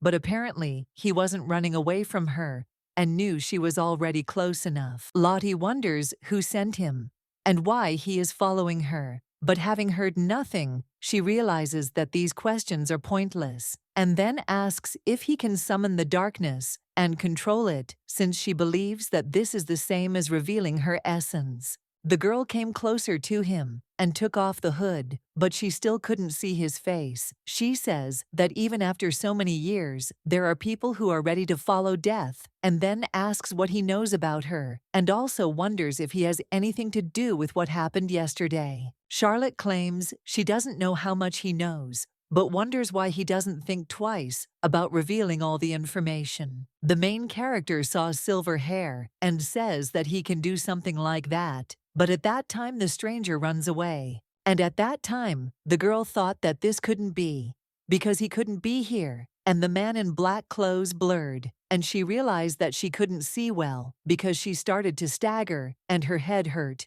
and she fell. The guy tells the leader that they have the situation under control, and then reports that some buildings and the road were damaged, but no one was seriously injured. Dan praises them for doing a good job. At this time, the knights turn to Dan Monty and say that they are again causing trouble in event, and believe that this time they even summoned the darkness, and wonders how he dared to do this in Klaus, because he believes that even if he is an archmage, Marvel can't do something like that. The knight says that this was to be expected, since he is only half a demon, but the demonic fluid always makes itself known. Hearing this, the gentleman became angry and asked what he dared to say. Hearing this, the assistant asked the leader to let him take care of them. The guy tells the knights that this man saved them, and if it weren't for these magicians, these monsters would have maimed them or even killed them. And then he says that they killed him when it was already over, and now they are blaming the innocent. The man claims that these three saved them, and then asks why the security arrived so late, and wonders if they are even doing their job. The assistant suggests leaving this place before the situation gets more complicated, and asks what the leader will say. At this time, the main character realized that the man who was following her was Evan. She asks what is happening, and the man does not take off his mask and tells Charlotte that he is not Evan. And the girl screams and says that she is not Charlotte either, and asks what happened to him. At this time, the guy took the girl in his arms, but the Archduke appeared and said that he took his hands off her. The main character thought that no one was hurt, and she wondered why he was acting like that. Jeffrey claimed that he would never hurt her, and the lady explained that she wasn't talking about herself. The Archduke turns to the guy and says that this is how he learned to behave, and then he takes the sword, and the fight begins. Charlotte asks what they are doing here together, because she thinks that they are not children anymore, and Evan leaves and tells Charlotte that they will meet in Marvel. Evan was following her serval and believes that he figured it out from the very beginning. The Archduke reports that he also knew it was him, and his whereabouts were unknown, but he was last seen 4 years ago in the mountains in Marvel. There was a big commotion in the mountains, because of which rumors began to spread about his death. The gentleman explains that this is why they have no information about what he has been doing for the last 4 years, and they will track him down because they believe that he could not have gone far. Charlotte says that it is not necessary because he is the most capable among her students, and if that child decided to hide, then finding him will be very difficult, and therefore they do not need to look for him because he will come himself. The lady doesn't understand why she didn't recognize Evan right away and thinks it's only because he hid his face. The girl believes that she could not recognize him because the mana around him is completely different, and there are only 2 reasons why the mana unique to each mage can change. If a person loses it like she did, or if you touch it, you can't touch anything. Charlotte tells Jeffrey that she needs to go to Marvel. The servant informs His Majesty that a reply has arrived from Klaus, and the Emperor says that it has arrived faster than he thought. The man reminds them that he himself said that if they do not respond by today, he will send a meteorite at them, and asks if they are declaring war. His Majesty wonders why, because he thinks they are sending a delegation to discuss everything peacefully. The servant wonders if he really thinks that the man Gilhart met has some relation to her. The Emperor believes that if he is convinced of this, he must personally meet this man. The guy turns to His Excellency and asks if he sees that there were demons of darkness in the event. He believes that it is necessary to immediately gather the knights and report to the palace about what happened in order to receive instructions on further actions,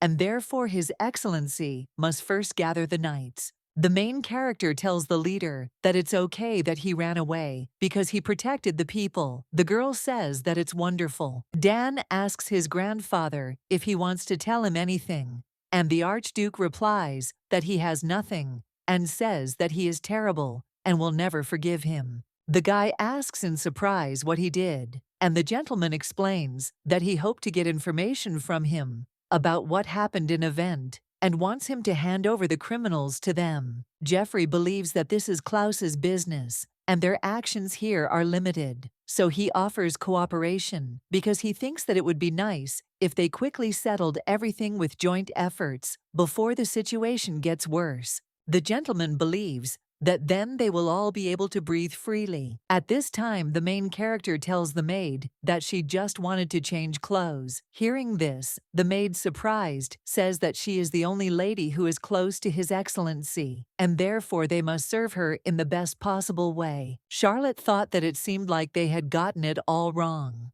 and the maid wonders why Venny hasn't brought the jewelry box yet, and asks Milady if she could wait a little while. Lottie thinks that she needs to run away from here, and when she went outside, she thought that for the first time, she felt that someone was following her. The girl remembers that when she arrived in Aventu, it means that Evan was in Aventu from the very beginning, and he began to follow her before his arrival, and she simply did not notice him. However, she wonders when he found out who she really is. The main character saw a man with dark hair who asks if he is dreaming. How did it happen that in the gloomy estate of the eternally single Archduke, who has practically no servants, a beautiful little lady walks around freely? The woman claims that she does not look like an uninvited guest like her, and asks if she works for the Archduke. Charlotte asks who she is, and the stranger comes closer to her and says that she has beautiful eyes. Dan suddenly appears and stands in front of the main character. The woman says that there are still guests here. Jeffrey opens the door and asks to come into the room. The girl with dark hair says that since the Archduke declines all her invitations to the palace, she decided to come to him herself. Charlotte wonders why she arrived without protection. Miss claims that Klaus is under the protection of the Archduke and therefore believes that this is the safest place on Earth. The main character thought that the young girl who inherited Klaus's throne 5 years ago was her, and she was sure that she had already seen this child. The girl asks the Archduke if it is possible that he is leading a reclusive and single life because of this young lady, because he sent Dan Monty away, but she was allowed to stay, and her identity was revealed to her, and she believes that this means that the master trusts her completely. The little girl with blue eyes says that it is possible that the girl that the Emperor of Marvel is looking for is Aria. Gilhart turns to the leader and says that he was looking for him and then asks where the young lady is, and weren't they together? Dan asks what's going on, and the assistant says that it seems that the girl is close to Archduke Louis and asks who she is. The master objects and says that they are not close. O, head of the Black Moon, says that in fact he found out some information and then says that this girl belongs to the aristocratic family of Klaus, and she is the only offspring of the Count Lysen, but has not yet inherited the title of Countess. Gilhart says that he thought that if she does not belong to any guild, then why not become a member of their Black Moon? However, he understands that she is an aristocrat, Klaus, but given her outstanding abilities, she definitely has some relation to Marvel. The man says that he has already informed His Majesty Carcillion about the girl, and if he has any information upon hearing this, Dan grabs him by the shirt and asks who he informed. The guy with red hair answers that the Emperor Carcillion about the girl, and then asks in surprise if he did something wrong. Milady with black hair says that Carcillion is looking for Aria, and she would not call what he is doing simply the word looking, but she does not know whether he has senile dementia or he has simply gone crazy, because he said that if they immediately give him Aria, he will blow up the imperial palace of Klaus and turn it into torpedoes. The lady says that when a person is ready to declare war over such a trifle, it means that he is definitely crazy. And if they had not received an official letter, they would have thought that a madman was behind this terrible act. The Archduke says that he certainly would not have done this, and even if he had destroyed the palace, they would have built a new one. At this time, the main character thought about what it means. He declared this war because of her, and Jeffrey offers to listen because he really was going to tell her all the details. The guest says that no matter what they found the person he was looking for, and who would have thought that Aria is a close friend of the Archduke, and therefore she has many questions for her, but since they don't have time, she will get straight to the point. The woman turns to the Archduke and orders that Aria be included in the delegation that they are sending to Marvel. The girl with black hair says that since the young lady is also a citizen of Klaus, she is sure that Aria does not want war, and if Marvel has honor and conscience, then by sending them the girl, they will achieve even better conditions than they originally expected. Jeffrey asks if she is offering to sell a person for profit. She objects and says that she can't sell them because they will only send her as part of a delegation to visit Marvel. The lady says that if Aria, who will be part of the delegation, does not return to Klaus or is harmed, then in that case they will enter into war, and although she makes the decision, his opinion in this case plays a decisive role. The guest turns to Lady Lysen and asks if she knows why Emperor Marvel is looking for her. She replies that she really doesn't know anything. The woman says that this may seem unexpected to the young lady, but she wants her to make the decision and asks if she is ready to join the delegation that goes to Marvel and prevent the war. Charlotte asks Dan if he has been waiting for a long time. The guy says no. She says she knows it will sound unexpected,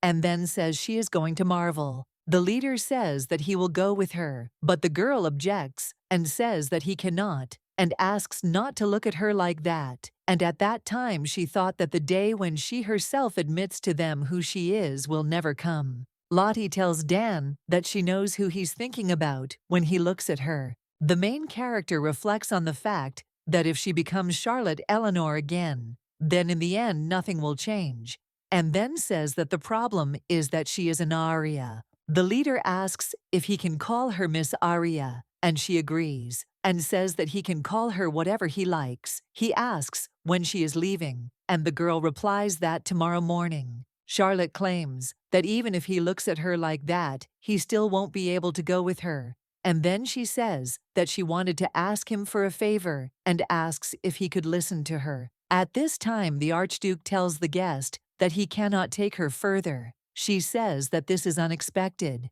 and it seems to her that this girl is very dear to him, and she even thought that he would try to dissuade her or go with her. Jeffrey says that she wouldn't have listened anyway because she has very beautiful eyes. The lady agrees with him and says that few people have such golden eyes as hers, and they remind someone very much. For example, the Archmaid Charlotte. The woman asks if it is possible that the Emperor of Marvel is looking for Aria because she has some relation to Charlotte.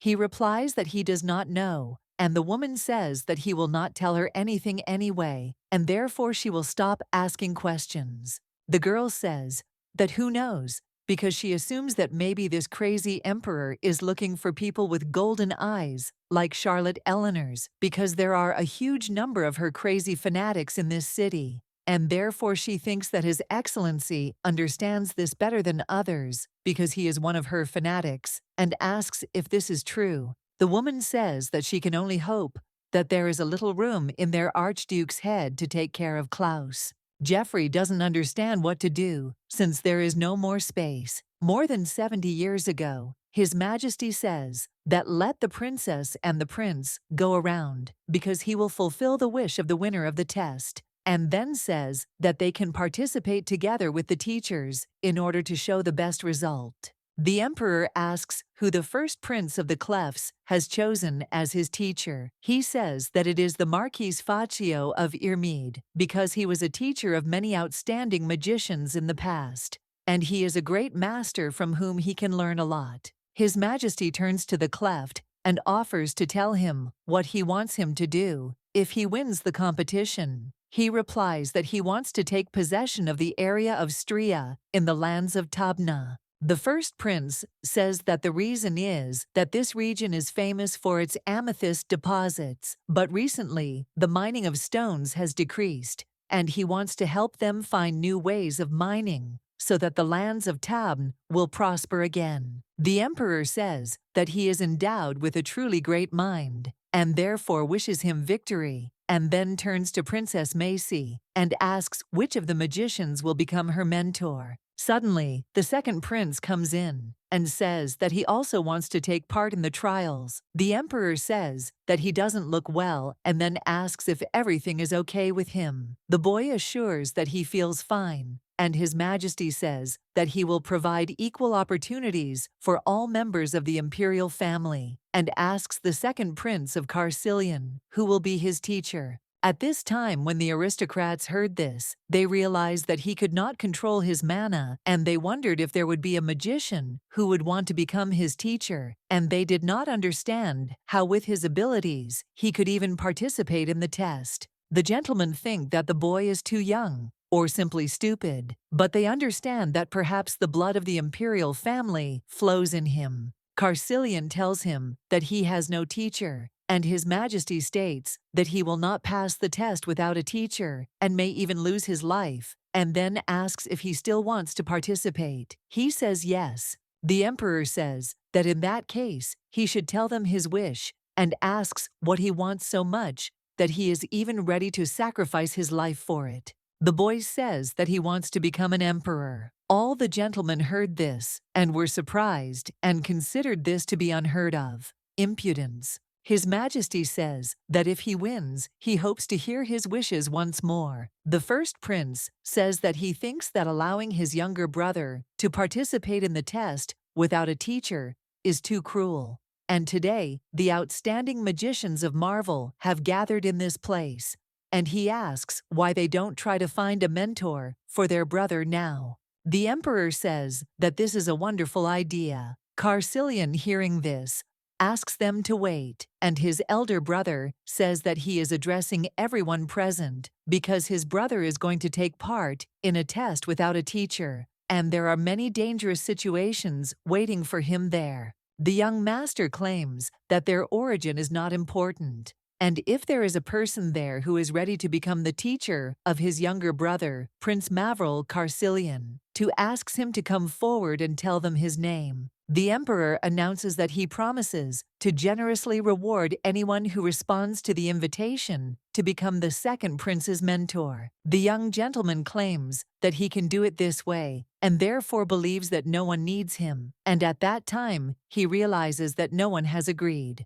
His Majesty reports that if no one responded, then he can do nothing, and the second prince will participate without. However, the main character says that she agrees, and then apologizes for being a little late. Seeing Charlotte, the Lord was surprised, because they knew that she had gone to Tarvin, and they did not understand how she had arrived here so quickly. Lottie suggests that everyone shut up, and then says that they are all Marvel magicians who don't know any shame, and calls them pathetic nobodies, and then turns to His Highness Prince Carcillion and suggests calling her teacher. The lady tells the gentleman to raise his head and straighten his shoulders, because from this moment on, he becomes her first student. The young gentleman thought that he had not remembered the past for a long time, and believed that this meant that something good was about to happen soon. The guy claims that he said he would try not to attract too much attention to himself, and doesn't understand whether it's worth asking him to come down, and thinks that most likely security is already on its way here. The gentleman smiled and asked what he was thinking about, and whether when His Majesty said that he was going to meet him, he meant a meeting in Klaus. Judy asks if she really has to go, and the lady says she will bring them gifts. Jerome wonders why she suddenly needed to go to Marvel, and she will be accompanied by other knights, and he does not understand whether this means everything will be fine with her. The girl says that she is sick of them, and asks if it is true that they do not know how to admit defeat. She wants to catch them all and push them into a hive with Ururu. At this time, the main character looked at the box and asked what it was. The gentleman answered that it was a potion with mana, and it was improved so that it suited her and did not cause side effects. The man thinks that it would be better if she didn't need the potion at all, but they don't know what awaits her. Charlotte thanks him and says that she will use him wisely, and the Archduke asks if he can come with her. She objects and says that he should do his job here because she herself has to deal with the problem in Marvel, and she is sorry that Klaus got involved in what is happening. At this time, the main character thought that when everything ends, she will have to somehow compensate for it. Jeffrey turns to the girl and says that he often thought that it would be very good to tie her to him, so that she would have nothing else to do but look at him and only at him. Lottie asks if he wants to keep her on a leash like a dog, and offers to try, then says that she will grind him into dust. At this time, the lady thought that he was stupid, and it seemed to her that something strange had been happening to him lately. And then she remembered that he really had been a little strange from the very beginning. Charlotte reflects that now she must focus on the meeting with Carcillion as Aria Leeson, and on the problem with Evan. She hopes that her assumptions were wrong. When the main character arrived, she was met by a lady who said that she was glad to meet her, and then said that her name was Fenrir Shrod, and she is the captain of the 3rd Knightly Order of the Empire, and this time she is leading the delegation, and it is an honor for her to meet her. Charlotte says that her name is Aria Leeson, and asks to take care of her. And at that time, she thought that the Schrott family is an outstanding family of the Knights of Klaus, and she does not understand why it is an honor for her to meet her. The captain reports that His Majesty asked to take good care of her because she is a dear person to the Archduke. Hearing this, the lady objects and says that it seems to be some kind of misunderstanding. Fenrir asks not to worry because only she knows about this, and then says that even if a blade is brought to her throat, she will remove this secret at the cost of her life. At this time, a man approaches them and asks what secret she is talking about. The captain explains that it is her assistant Jan Faranon. The man says that he is glad to meet and thought that this girl is very beautiful. The main character turns to the captain and asks if it was necessary to meet in the middle of the forest, since she believes that it would be more convenient to meet at the border in Teluania. Fenrir explains that the thing is that Marvel is going to open a portal there and send magicians through it, and she doesn't know what they were planning, but they had no reason to refuse them this condition.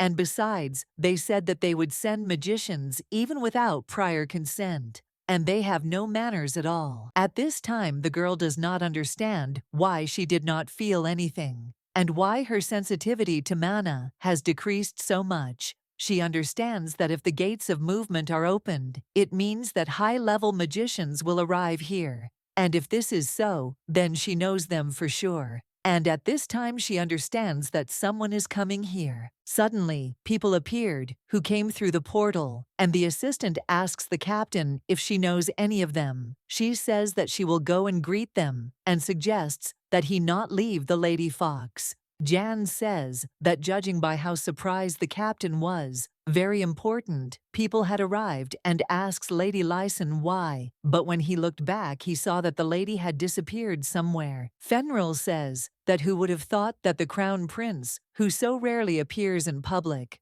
would personally come here today, and then asks if it would not be too hasty to assume that today's task is of utmost importance. The gentleman says that he will not deny it because he is Gerhard Caden. Marvel answers for the Marvel delegation and then asks if they have met before. The captain replies that they have never met, but she saw His Highness once, and reports that she is Fanril Shrod. I is the captain who leads their group.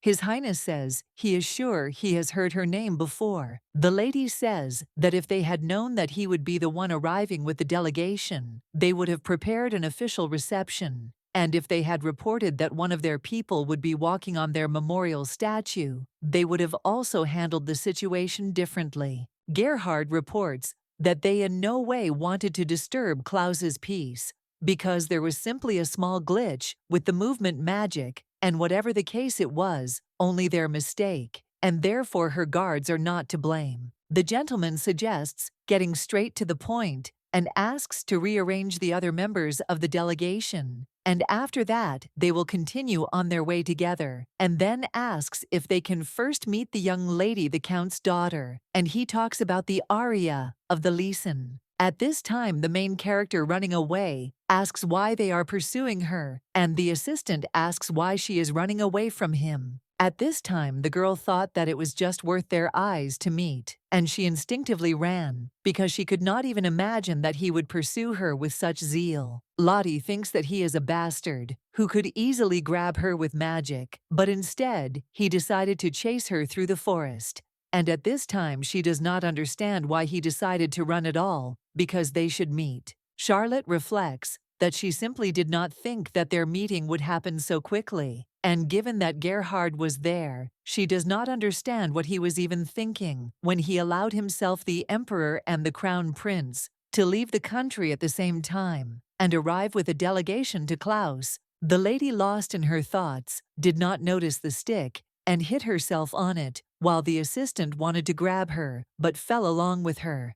Milady asks when he is going to use his magic or save it. He replies that unfortunately he is not a magician, and if he lives in Marvel, it does not mean that he is a magician. Hearing this, the main character was surprised and became interested in what he was thinking about, and then she looked at the guy and saw a Carcillion. The captain turns to Lady Lyson and asks where she went, and then says that she spent a long time looking for her, and also asks what happened and why she looks like that. The girl replies that she just fell, and Fenrir asks if she is sure that this is all that happened. The lady explains that the man tried to help her, but they both ended up falling. The emperor says that since they have already gathered, then he suggests that they set out on their journey, since he believes that it would be better if they arrive in Marvel before sunset. His Majesty tells his son that this young lady really does look like her, but not just similar, and if someone told him that it was her, he would believe it. The gentleman asks if he really thinks that this miss is her. Carcillion objects and says that this is impossible, because this girl cannot be a teacher, but he still believes that he should check it himself. Carcillion, standing in the center of the magic circle, says that knights who are sensitive to mana may feel a slight dizziness, and therefore asks to pay attention to this warning, and then asks where Klaus's mages are. The man says that he exists, and his name is Glenn Howard, and he is the magician of Klaus from Icaros.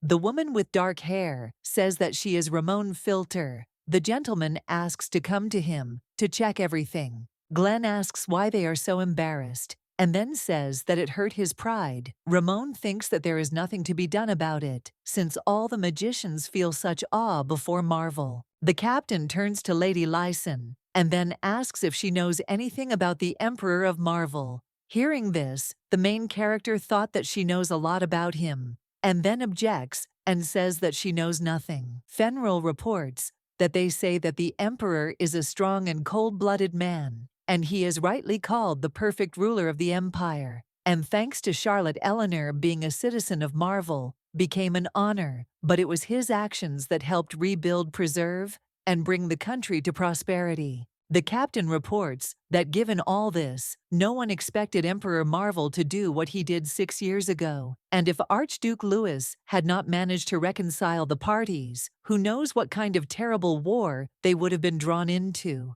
Fenrir tells the lady that His Majesty is afraid that the Emperor of Marvel will want to do what he did 6 years ago, and of course, they hope that nothing will happen, but it is better to be on guard, and therefore asks that if the lady encounters a problem, then she should not try to hide anything, but tell them everything. The captain tells the lady that as soon as they arrive in Marvel, she should not leave her side for a single step, and the girl says that she understands. The assistant turns to the lady and says that they have finished the preparation, and therefore suggests moving out. The main character remembered that when she came to the man, she asked if he was dying or had already died. And Carcillion turns to the teacher and says that he thinks that he doesn't have much time left because the food has lost its taste, and it has become difficult for him to walk, and his strength is leaving him. Charlotte reports that she saw him yesterday chasing his son after that scoundrel beat him up. The man, hearing this, asks in surprise if she actually saw everything, and therefore understands that she arrived yesterday, and then asks why she came only now.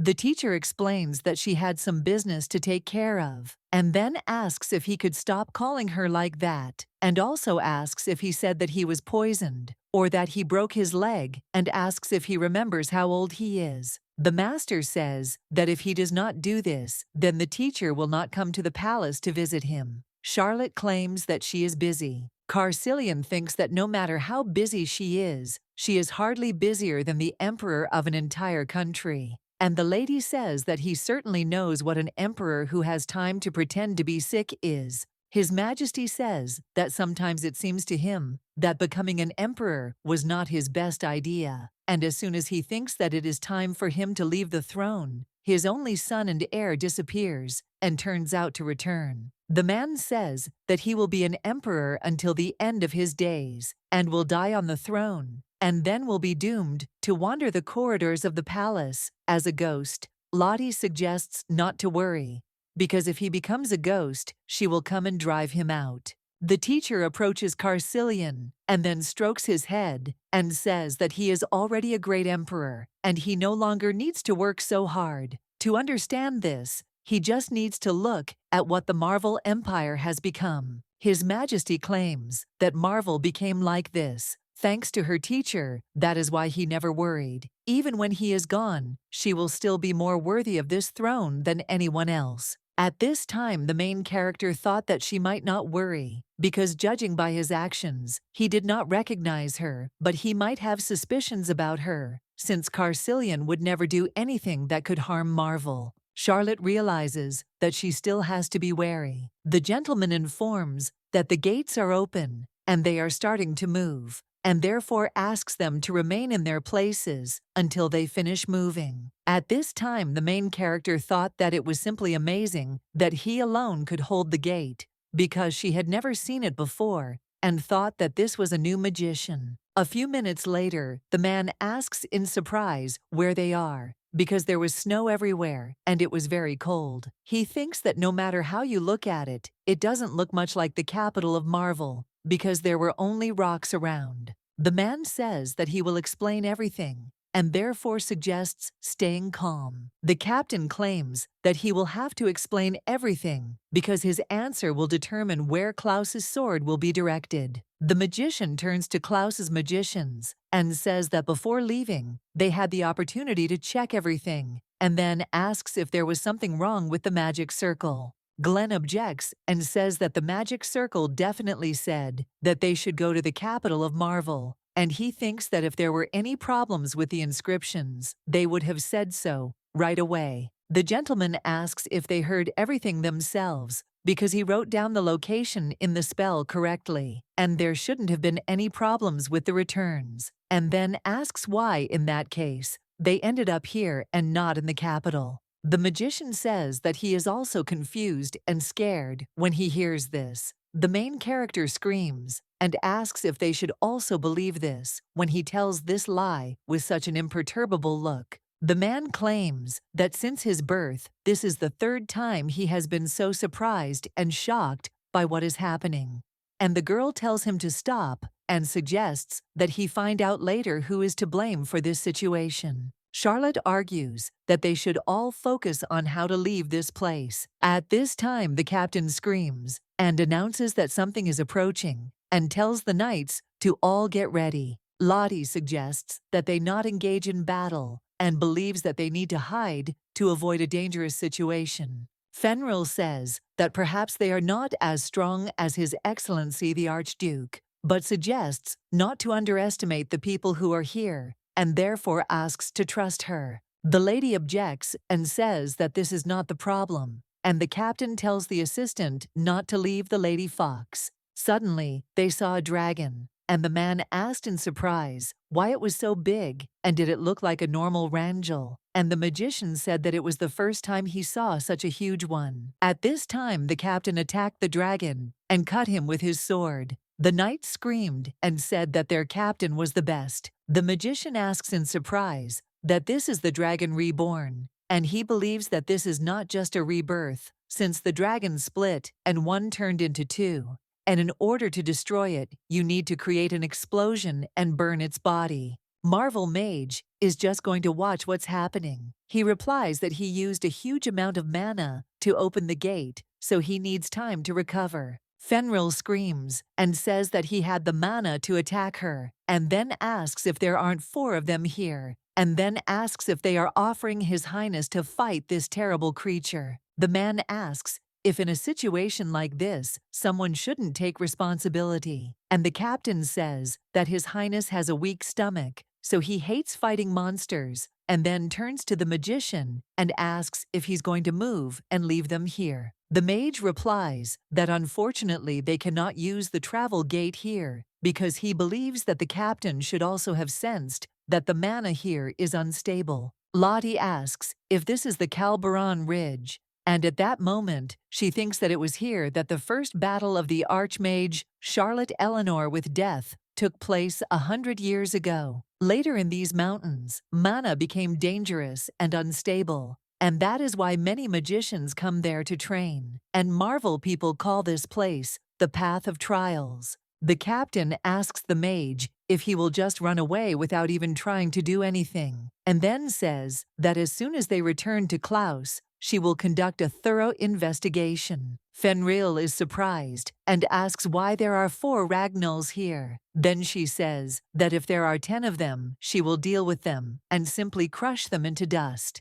The captain saw that there were more and more of these dragons and realized that it was becoming a little dangerous there. Jan tells Milady that she can't go there because she thinks it's dangerous. The main character says that this is the ridge of the Calberon, and as soon as the Ragnals, when Calberona, see uninvited guests on their territory, they immediately call others for help, and so when they attack one, others soon appear, and usually one Ragnal calls 3 to 5 more Ragnals. Lottie says that if so many Ragnals arrived here at once, It can only mean one thing: someone planned this in advance. Hearing this, the gentleman remembered that he once asked the teacher to look because he saw many ragnals, and it seemed to him that there were more than 100 of them. And he also became interested in whether something had happened because now they were heading towards them.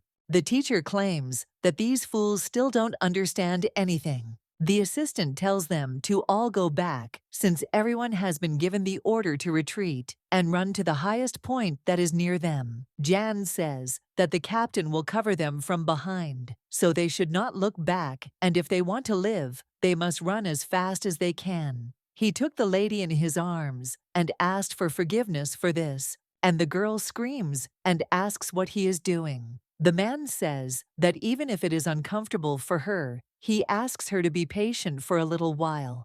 Milady claims that she can run herself, and he says that she is slower than the knight.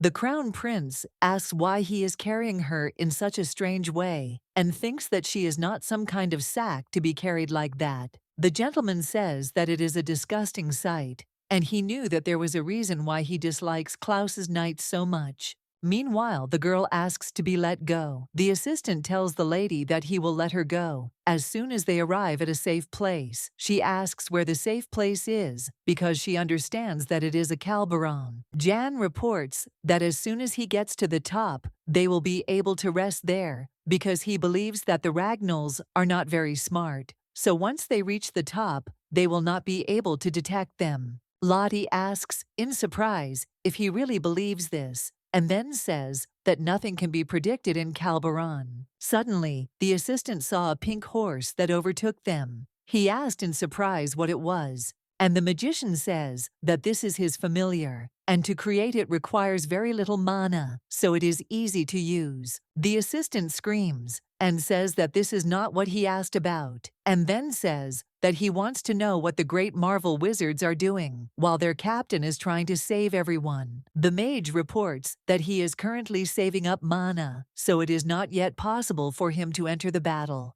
In addition, it is very undesirable for mages to use mana on the mountain ridge. Ian reminds that he himself just said that he created this horse with the help of magic and understands that he needed mana for this. He replies that His Majesty simply does not like to run. The knight asks in surprise what he is talking about, and then asks about the other magicians. The magician says that it seems to him that he will die before he heals someone. Hearing this, Glenn is surprised and asks Sir Howard if he told the truth. The magician says that unfortunately he has too little experience, and Ramon screams and says that her leg is stuck. The assistant claims that they are all useless and asks someone to help this magician quickly. Ramon asks the Lady Knight to save her. The assistant tells the captain not to waste time on this helpless magician and to get out of there quickly, and the Lady Fox suggests holding on tight. At this time, the main character thought that she could not even raise her head from shame.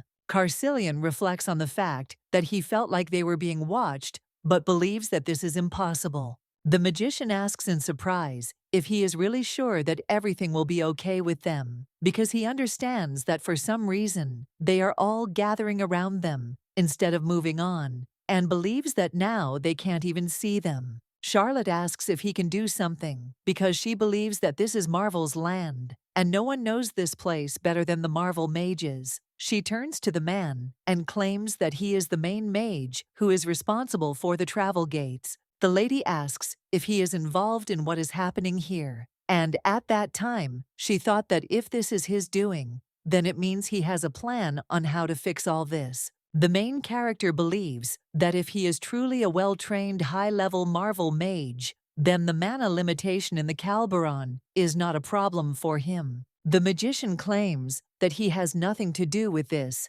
Glenn says that his shamelessness knows no bounds, and then says that if they don't have a solution yet, then at least let him try to do something, and asks who brought them here. The magician reminds them that he already told them that all of this was unintentional Glenn objects, and says that it still doesn't look like he's trying to do anything. The man claims that it's not that he doesn't want to do something, but that he can't.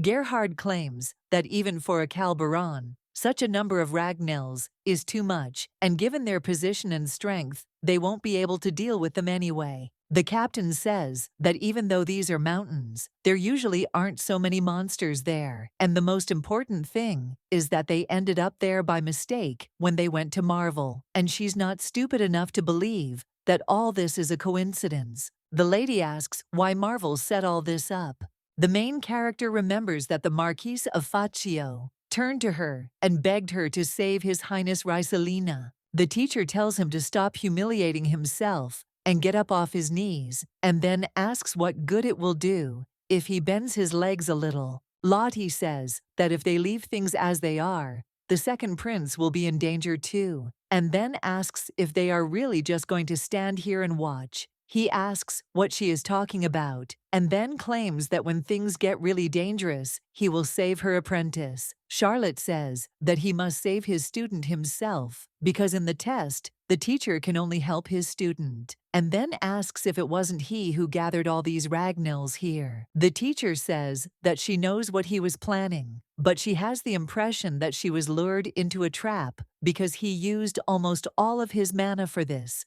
And now he can't even save his only student, and thinks that this is a pity. The magician claims that they got it all wrong, and then asks how he could do that to Lady Eleanor. The main character says that she is now speaking, despite the fact that she is here, and despite the fact that this child is her student, and believes that he still committed such a stupidity. The lady reports that all these evil acts are directed at this child, and she considers it an attack on her personally, and then asks if he understood what she said. The Marquise asks why she is protecting the second prince, since he is a half-breed and a non-entity who does not even sense mana. Charlotte says that there is too big a difference between them, and therefore she sees no point in further conversation. The Marquis claims that he still knows that she is going to save Raisaline because they did not fall, and it is she who is holding them. The teacher asks what he is talking about, and then says that she knew that his personality was as disgusting as dirt on the street, and yet she thought that his abilities were quite useful, but this also turned out to be untrue. The main character claims that she doesn't keep them.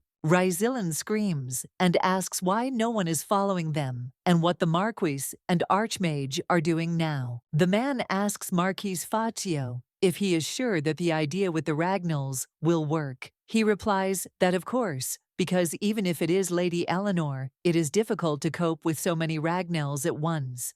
He believes that this will be enough to intimidate the second prince. Hearing this, the young gentleman says that this is great because he thinks that this time he will put him in his place. And at that time, he thought about how a person who not only can't cast spells, but can't even feel mana, dared to encroach on the title of emperor. Raisalin says to Carcillion, if only he hadn't bothered him, he would have done this task long ago. Hearing this, the guy asks to stop because it's hard enough for him to hold them back. The Marquis asks what she means by this, because he thinks that the second prince can't even sense mana. He asks what Lady Eleanor did to him, and says in surprise that this is why he can. Charlotte claims that she did nothing, and that this child is endowed with great talent, and it is just that none of them could see it. At this time, Carcillion fought with all his might against the monsters, and then screamed and said that he could not do it anymore. The Archmage, seeing this, says that this is enough for her. Raisalin asks the teacher in surprise why she came here. He also asks if she is going to solve this problem and asks to quickly save him. Charlotte says that he seems to have misunderstood something, and then says that she did not come here to save the first prince. The lady asks if this will be a test, then states that they must overcome everything themselves, or wait for their teacher, the Marquis Faccio, although she does not think that he will come. Hearing this, the prince asks what she is saying, and also wonders if she is leaving him here alone, and then says that if His Majesty finds out about this, he will punish her. The young gentleman asks if she, as an archmage, Marvella, is not ashamed of her actions. Now Lottie replies that she is not ashamed, and he asks in surprise why she is doing this to him, and wonders if he is guilty of something before the lady. The teacher suggests doing this, and if the first prince apologizes and thinks about what he is guilty of, then perhaps she will change her decision. Ryzilin claims that he is not guilty of anything because His Majesty said that representatives of the Marvel imperial family should not bow their heads to anyone. And he also said that they should do all this correctly because if he did something bad, then in his eyes, this act is not a mistake, and then asks what he should apologize for. Charlotte says that she'd better think about what to eat tomorrow morning, because maybe he's like this because there weren't any decent adults around him. The young master claims that if His Majesty finds out that she treated him like that, she will be in trouble, no matter how great an archmage she is. However, the main character claims that if he makes a mistake, he should always sincerely ask for forgiveness, no matter who he is, a street beggar or the ruler of an empire, and then says that they don't have time, so she gives him 5 seconds. Ryzilin suggests waiting, and then says that all these Ragnals are the fault of the Marquis Fazio, and it is not him. The teacher calls out the number 4 and then 3. He asks if she will leave him here alone, because she assumes that he might be hurt or killed, and therefore even an archmage will not be able to escape responsibility. The main character says the number 1, and the young gentleman screams and says that he was wrong and it is all his fault. The teacher claims that it is not she he should apologize to. The prince turns to the Carcillion and says that he was right. Carcillion asks the teacher what is the point of these apologies if they do not come from the heart. She agrees with him and claims that he is right. Carcil turns to the young gentleman and reminds him that earlier he said that it was all because of him, and no matter how much he offended him, he could endure everything. But the soldier who was kind to him was brutally beaten almost to death, and the librarian who always brought him books was kicked out of her favorite job. The boy says that the servant who was riding with him in the carriage was so badly injured that he might never be able to walk again. Ryzilin asks, in surprise, what he means by this, and the guy claims that it was all because of him that he wanted to become an emperor. And now that he heard his heartless apology, he wants to tell him that it was all because of him. Charlotte says that they talked, and the boy turns to the teacher and asks if something can be done about it. She asks if it's with the first prince, and he objects and says it's with the Ragnals. The main character explains that a very dangerous situation has arisen here, and other magicians who come here may suffer. He asks if there is a way out. The teacher says that they actually have several options, but now it is best to choose the simplest one, and then suggests watching carefully, because in this situation she used magic. Marquis Fazio screaming says that it is best to get rid of everyone in one fell swoop. At this time, the main character almost lost consciousness, but Yan caught her. His Majesty says that this girl looks very much like her. The captain tells the assistant to take his hands off her right now, and at that moment, the girl thought that she doesn't understand how she got to this point. Fenrir tells the Lady Fox not to leave her side for a single step, and then tells her that monsters are trying to break through from below. She doesn't understand how this is possible and thinks that they need to move on. The assistant informs that there is a cliff behind, and in order to get to the other side, it is necessary to go down to the ground again. But he understands that it is very dangerous to go down, and he asks what they should do next. His Majesty asks if there is no other way out, and Lady Aria claims that there is always a way out. His Majesty says that they have 13 high-ranking knights and 2 lieutenant mages, and his son, 1 Marvel prince. But the most important thing is that mages cannot freely use magic here. The young gentleman turns to the young lady and offers to tell them how she proposes to deal with such a number of monsters with the powers they have. The main character says that there is something else, and that it is an incredibly powerful magician who is stronger than everyone present here put together. The lady approaches the prince, and he claims that, as he said earlier, he is not a magician, but she kicks him, and he falls off the cliff. Yan says, in surprise, that she pushed a man who does not possess magic, And at that time the young gentleman approached the lady, and she pushed him too. Lottie claims that this is all Marvel's doing, and therefore believes that they should sort it out themselves. At this time the knights do not understand what is happening, because the wrangles are flying apart into small pieces. The mage says that it is an incredibly dazzling golden manna, and they believe that the archmage has arrived to help Marvel. The lady asks the captain if his aura will reach the mountain behind her. She says that while they are currently destroying the Ragnals in front of them, they will choose another path. Charlotte says that the place where they are now standing will collapse sooner or later, and therefore it is better to create a bridge from the broken pieces of rock and cross it. The captain turns to Klaus's magicians and says that when the mountain falls, let them use magic to fasten the stones along which they will retreat. The assistant says that he thinks that all the stones will fall on the monsters that are below, and therefore believes that nothing terrible will happen if they try. Glenn says that they will do everything, but he understands that this is Calberon, and therefore it is difficult to use mana there. But if they listen carefully to him, then everything will work out. And if they meet monsters on the way, then the knights should deal with them, only they will use a lot of strength. The main character says about two people from Marvel that if they want to help those two who fell down, then let them go down and help, and if not, then they should go with them. Charlotte thought that he was still a child, and therefore she would be lenient with him.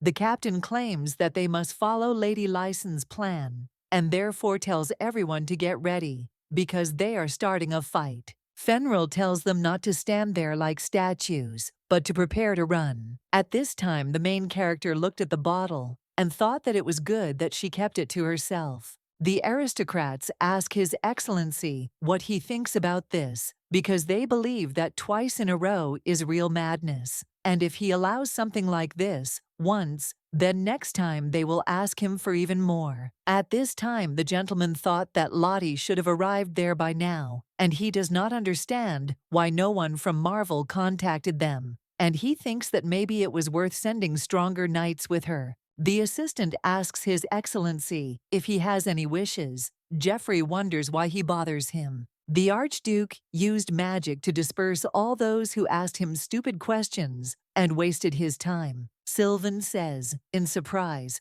that if he wanted to figure it out himself, he would have simply told him in advance. And at this time, the aristocrat says that they were wrong, and they understood everything even if he used words to explain. The gentleman says that he made a small mistake, and then asks if anyone was hurt. However, he understands that it seems more appropriate for him to ask if anyone died. The Archduke realizes that Lottie used the potion, and he wonders what happened. He thinks that he should have gone with her, after all. At this time, the main character drank the potion, and she remembers Geoffrey, but she doesn't understand what he did, because it's not a mana spell. The gentleman turns to His Majesty, and he says that she is an interesting girl, and asks if it is true. The prince says that now is not the time to laugh, and he asks why he shouldn't laugh, and then asks if he saw his face when he fell here. His Majesty says that he feels that they should study the aria of the foxes better,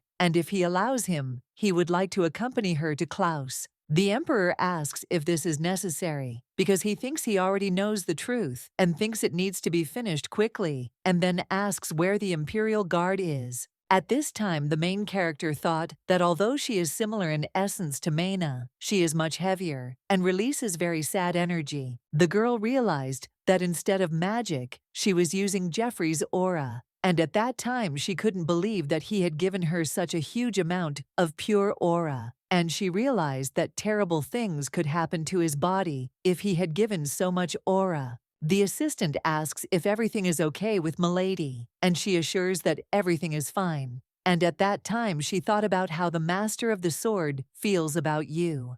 After all, she has such a feeling that she can defeat anyone. The main character looked at another mountain and saw a man there who was watching them. The assistant says that it seems that she will soon fall, and therefore suggests that they return quickly, and says that he will go with the Lady Fox, and therefore tells them to quickly leave. and for the lady to follow him. Charlotte thinks that she was not mistaken because she saw Evan. Jan asks Milady why she needed his sword, and also asks who else this man is, and says that judging by his appearance, he is a magician. Milady asks what he's doing. Evan tells her that he hates the color blue. The assistant asks the lady who this man is because he thinks he looks like a magician. But there is something strange about him, and he needs to tell the captain about it urgently. She says she will take his sword for a short time. The main character tells the knight to go to the captain and cross over to the other side with her. And since the situation has changed now, the Marvel magicians will definitely help them.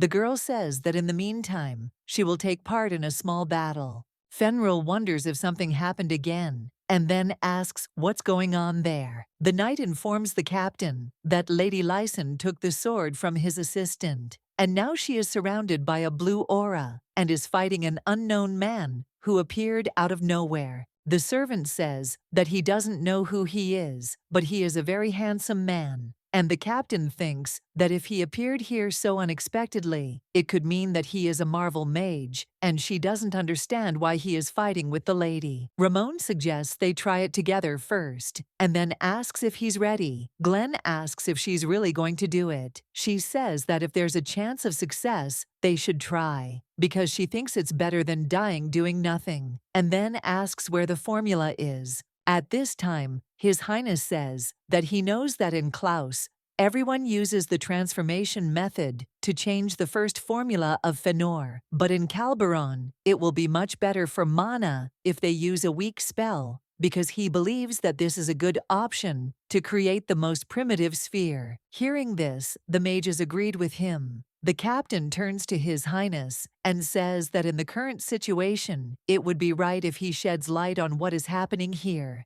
He says that he has always strived for peace, but it seems to him that the Emperor of Marvel has other goals. Fenrir says that he demanded to bring Lady Lyson to Marvel, and otherwise he was going to start a war with Klaus, and then asks if His Highness doesn't know about this. The gentleman says that he suspects that he has some guesses on this matter, and the captain claims that their ruler likes to know everything for sure, and therefore asks to tell everything, please. He says not to waste your energy on this, because he believes that the situation will soon become clear. The main character remembers that she told Evan that he broke his promise again, and therefore offered to explain. The boy claims that he did not use magic, and the teacher says that she believes this because she understands that if he had used magic, the lives of these children would have been in danger. Evan claims that he is also badly injured, and the Archmage says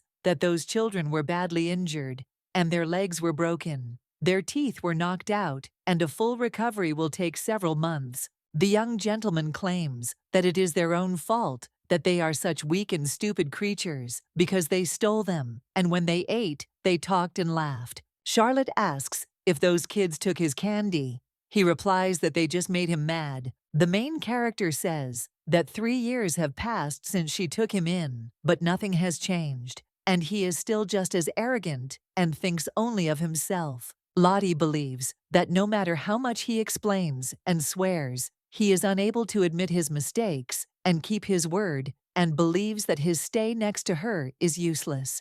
The lady says that from now on she no longer cares who she beats and who beats him, since he does not have to follow her because he now has his own path. Hearing this, Evan is surprised and asks what this means. He wonders if she is leaving him. The Archmage asks if he thinks that he closed the door, and now she won't be able to get out. And the guy says that he was wrong and it's all his fault, and claims that it won't happen again. Evan says that if Mistress Charlotte forbids it, then he will not harm anyone else. The main character tells the guy that the fact that there are people weaker than him does not mean that he can do with them as he pleases, because every person in this world, be he weak or strong, if his heart is not evil, he deserves respect. And that is why she wants the guy to spend more time with other people and know happiness. Evan agrees with her, and the woman tells him to apologize to those children and come back because she will be waiting for him. Charlotte saw Eldo and said in surprise that she should be picking fruit now. The girl asks if she can be calm in such a situation, because she asked the lady not to pick up all sorts of strange things, and she claims that she would get rid of him. Charlotte says that it is not a thing, and his name is Evan. The young lady says that when she first saw him, he looked like a beast, but now he tries to imitate people. But he is still very far from being human. Eldo asks the teacher if she herself didn't see that he could easily heal those scratches on himself, but he left them to look unhappy in front of her, and therefore believes that there is darkness inside him. The girl says that in any case, all her students are abnormal, and she wonders how the teacher could gather all these outcasts. Charlotte wonders if she is one of these outcasts. Hearing this, the young lady objects, and then claims that she was not joking when she said that this strange thing should be thrown away. Eldo tells the teacher that if it's so hard for her to throw him out, then at least she should distance herself from him, because he really is very strange. The lady asks why he's so strange, and the girl says that she has a very bad feeling about him. At this time, the main character reflects on the fact that it seems that everything is bad, because she thought that Evan's hostility and anger had practically disappeared after that day. But now it seems to her that everything has returned again. Charlotte realizes that this is different from what she felt when they met in Klaus, and as far as she knows, it is not like Evan's fighting style, and the lady wondered if something had happened during this time. Evan asks what she's thinking. Lottie says she thinks she needs to know what happened to him. Then she says anything will do and just suggests she say anything. The guy says she's very weak, and Charlotte replies that she always thought fists were better than swords, and then she hits him. The main character realized that she got hit and thinks that he intentionally did not dodge, and then asks if everything is okay with him. The lady knows that she sent pure aura into her fist, and he should have dodged. Lottie says he has red liquid running near his mouth. Evan calls her name. Charlotte, hearing this, the girl asks in surprise who he is. At this time, the night screaming orders everyone to go quickly. The captain asks Sir Faton where the lady fox is. Evan looks at the girl and says that it would be good if everyone had eyes like that. The main character grabs the guy by the shirt and asks who he is. At this time, the gentleman appears and says that he is a little late because the destruction of the monsters took some time, and believes that after all, not everyone can cope with them all in one fell swoop.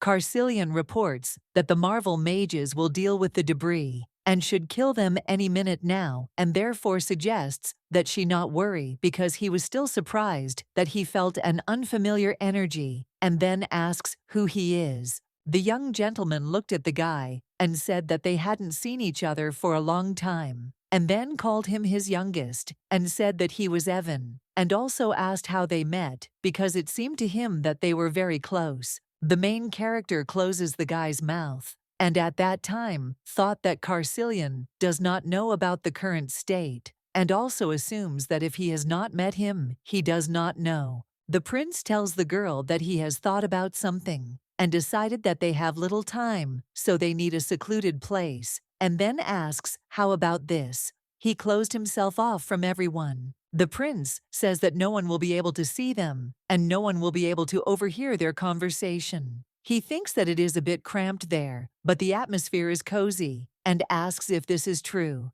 The guy explains that everything would have collapsed anyway, but he simply created a cozy corner in case the thief wanted to escape. The gentleman turns to Evan and says that 4 years have passed since the day when he stole the treasures of Marvel, the heart of the volcano, and escaped, and when he finds him, there will not be a single hair left on this head, and then asks if he really hasn't seen him until today because of this girl. Killian offers the lady a look at this rude boy, and she thought about how he was last seen in the mountains 4 years ago. In Calberon, mana is unstable, and although this place is dangerous, and most mages avoid it from time to time, talented mages use the conditions to strengthen their mana. Sometimes they manage to achieve outstanding results in magic. The heart of the volcano, in turn, is an incredibly valuable stone, that has absorbed various magical properties over many years, and among them the most important is the strengthening of mana.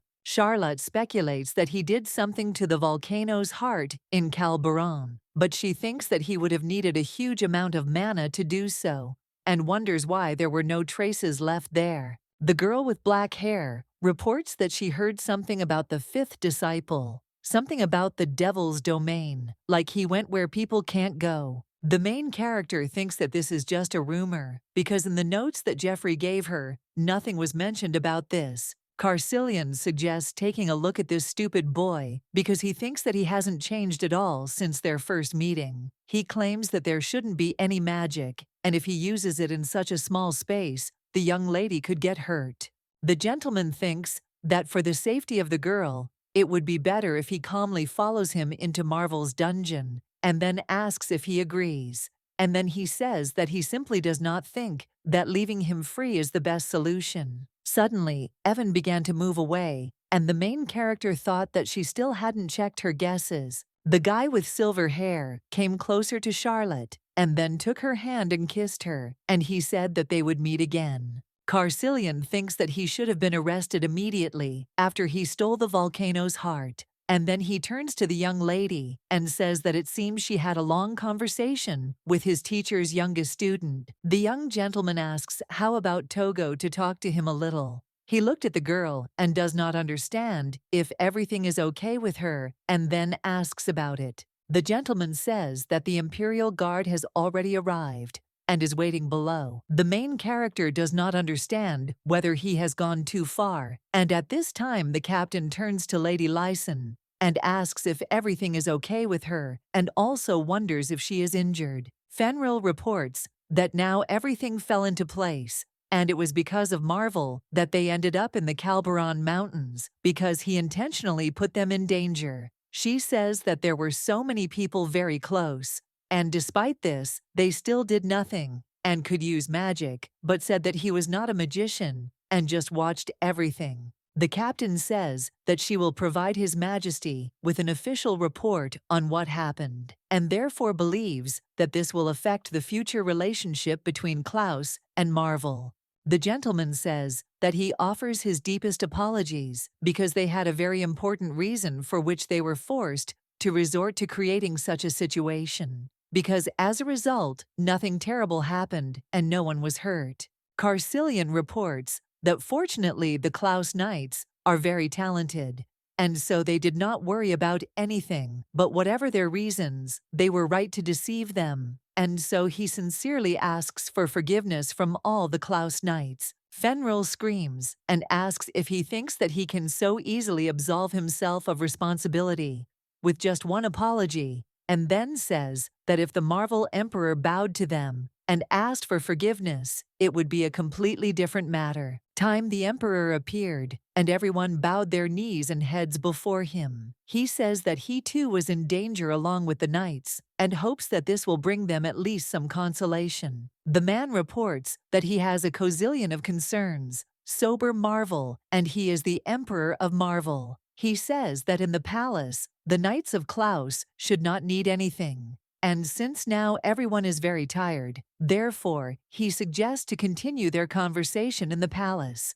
Glenn is surprised to hear that he turned out to be the Emperor and that they got into the castle so easily, and considers them scoundrels. But he is really interested in what is going on here. Jan turns to the captain and asks how they allowed him to share them with Lady Lyson, because he thinks that suddenly those Marvel scoundrels are up to something again. A man with long hair turns to the respected knights and asks if they have rested a little, and if they are ready, he offers to take them to His Highness. The main character asks in surprise whether she should wear it, and the maid claims that His Majesty personally ordered that this dress be prepared for her. Charlotte objects and says that nothing is needed, as she is happy with her clothes. Madame asks if she doesn't like them, and then says that they have several options, and asks why she doesn't take a look. The lady says that this outfit is very beautiful, and at that time, she thought that she doesn't have time to look at these dresses.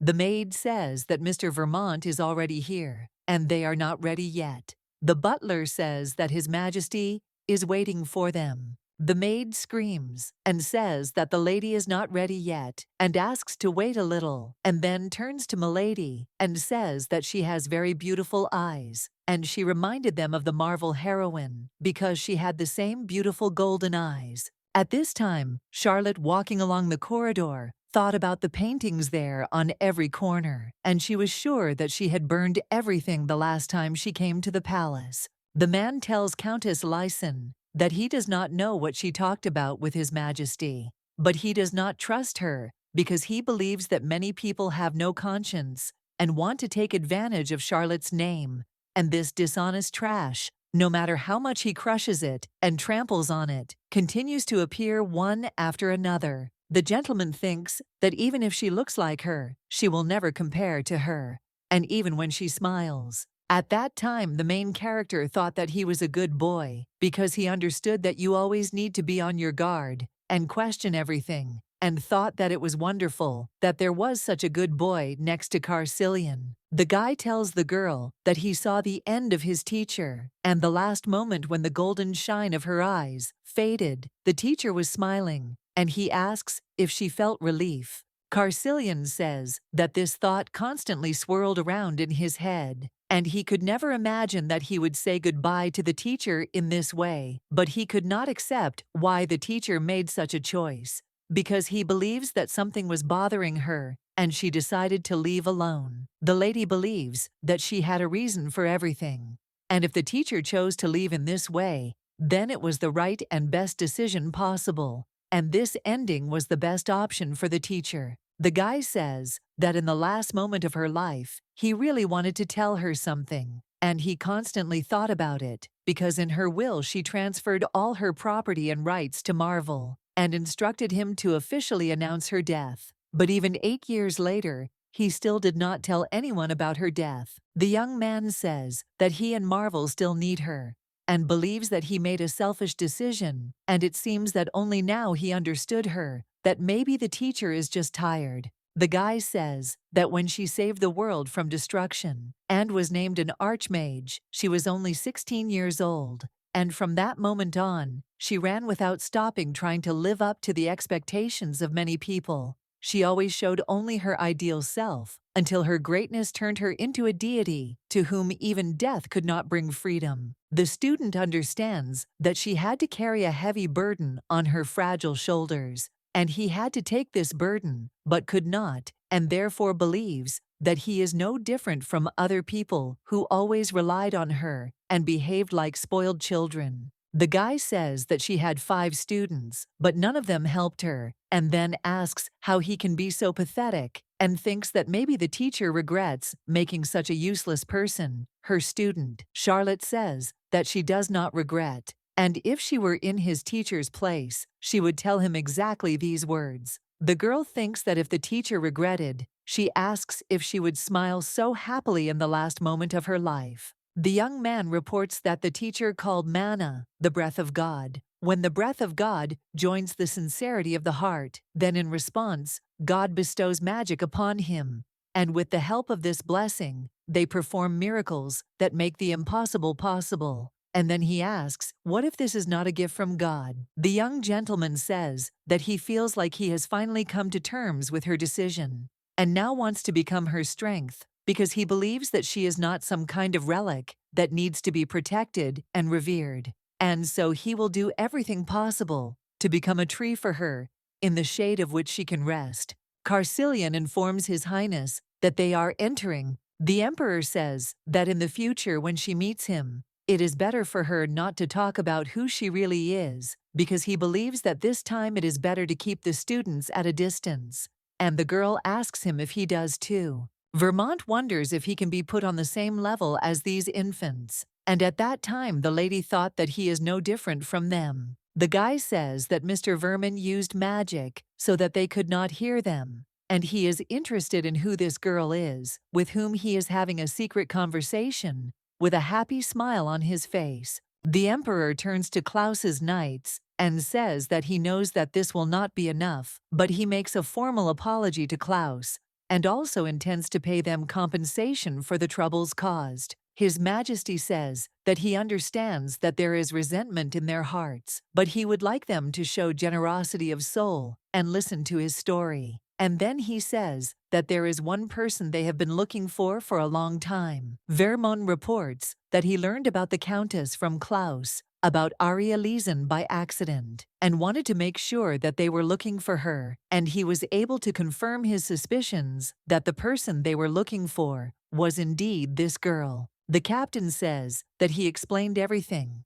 and didn't really explain anything, and then asks the one he was looking for if Lady Fox turned out to be a citizen of Klaus who has nothing to do with Marvel. His Majesty claims that it doesn't matter now, and maybe she is now a citizen of Klaus, but there is a strong connection between her and Marvel that can't be forgotten or discarded. The main character recalls a conversation about how she told the Carcillion that she felt that hiding in the shadows was not in her character at all, and besides, death could come again now. Charlotte thinks that Evan is obviously somehow connected to his death, and then asks if he knows it too. The Emperor announces that he will now make an official statement, and this girl is Aria Leeson, and the Great Archmage. Marvel's Charlotte Eleanor is related, and she is her 6th student. The Archduke thought that Lottie was no longer looking for love, and he would like her to continue searching because then he could. And at this time, a servant comes into his room and says that they could not ensure security, and a girl with incredible abilities appeared, and he thinks that the level of this magician is high, and he has at least 5 rings of mana. The gentleman says that it is impossible that such a gifted magician was there, and then asks what she looked like. He answers that she was a blonde, with green eyes, an elf. Riel says that it irritates her because there are none here, and she claims that they are creatures, and asks why they did not give her the correct information. The teacher says that she is wasting her power, and she is tired, and suggests that Riel return. The Emperor reports that this data on the appearance of demons, their movements are insignificant, and there were no suspicious cases that could cause concern. However, the followers of death, the girl says that she seems to be the center of the gathering of people and is an Osbel. In Marvel, they rarely appear, but some stories have begun to spread, and they are currently checking out rumors. Charlotte asks what she thinks about McVen and about the connection with Evan. The Emperor says that they have no evidence of Evan's connection with them, but he does not think that they will be able to find anything significant, since he believes that this kid is not the type to spend time in company. The lady asks how long ago he realized that something was wrong with Evan. The Emperor reminds that he already told her that Evan stole the heart of the volcano, and after that incident, I often saw him in Calberon. The girl says that she heard that at that time in the mountains, he often got into fights with other magicians, and then strange rumors appeared that began after that day. Soon after Evan stole the heart of the volcano and escaped, many Marvel magicians went to Calberon for training, and they said that they saw a terrible picture surrounded by countless demons. Evan's body was lying stained with red liquid. The demons were sure that he was dead. His Majesty reports that when he heard this story, he immediately went there but found nothing, neither countless demons nor traces of magic. The gentleman says that he still doesn't know what those wizards saw then, but he is absolutely sure that something changed after that. Charlotte says that she must personally meet with those mages, because she believes that if he used the heart of the volcano for something, then traces should have remained after that, and she will meet with them. And if they conduct an investigation in Calberon, again, they will definitely find something. The main character believes that they must find a way to track down and capture Evan, because she is sure that he is still in Marvel, and they must do something before it is too late. The young gentleman asks if His Majesty is in his office. The servant explains that he has ordered that no one be let out, and the guy asks if he is with Aria Leeson. Now the guard explains that they were talking from yesterday until this morning. The young gentleman says that he is sure that they have something to talk about, since they had the same teacher, and she is the 6th student of the Archmage, and therefore, it seems to him that glory and blessing have returned to Marvel again. The servant tells the master that behind closed doors, they are now saying that Aria is related by blood to Charlotte Eleanor, then ask if he knows anything about it. The guard says that he himself saw how much Lady Lyson resembles Mrs. Charlotte, and that is why he thought that suddenly she is her relative, the daughter that she was hiding. Hearing this, the master was surprised, and the servant explained that she was hiding because she had given birth to a daughter, and now with the appearance of a new student, rumors are growing like mushrooms. At this time the door opens, and the main character comes out. The guard thought that she heard everything, and did not understand what to do, and his friend said that she gave them her mistake, and therefore they think that everything is fine. Charlotte believes that Evan is still in Marvel, and therefore she will definitely catch him and do everything possible so that nothing happens to him, and the teacher does not worry in vain. The main character reflects on the fact that she should now think only about herself since she is very young. Lottie thinks that he immediately realized that her mana rings were damaged, and he couldn't help but notice that she had become so weak. The girl says that Lewister sent his people to Marvel's palace without fear because she saw the box in which the ring lay. The Archduke claims that he will never do anything that could harm Marvel, and suggests that it would be better to tell what this story is about the sixth student. The lady explains that the Carcillion recognized her, and she needed a plausible story to explain her interruption here. Charlotte suggests thinking about what to do with the knights who arrived in Marvel with the delegation, and then says that she will stay in Marvel for a while, and if they are not going to return with her, then let her return to Klaus now. Jeffrey agrees with her and claims that he will resolve the issue, and then asks if she is okay because he thinks that her voice sounds depressed. Charlotte says that she is wondering if everything is okay with him and what happened to him, because she understands that in Marvel, it is not so easy to get such a small magical device, and then asks what kind of strange potion he gave her. The Archduke asks if she is doing anything dangerous, and if it was not useful to her. The girl claims that she will never use it again. The young gentleman asks why she is dramatizing everything again,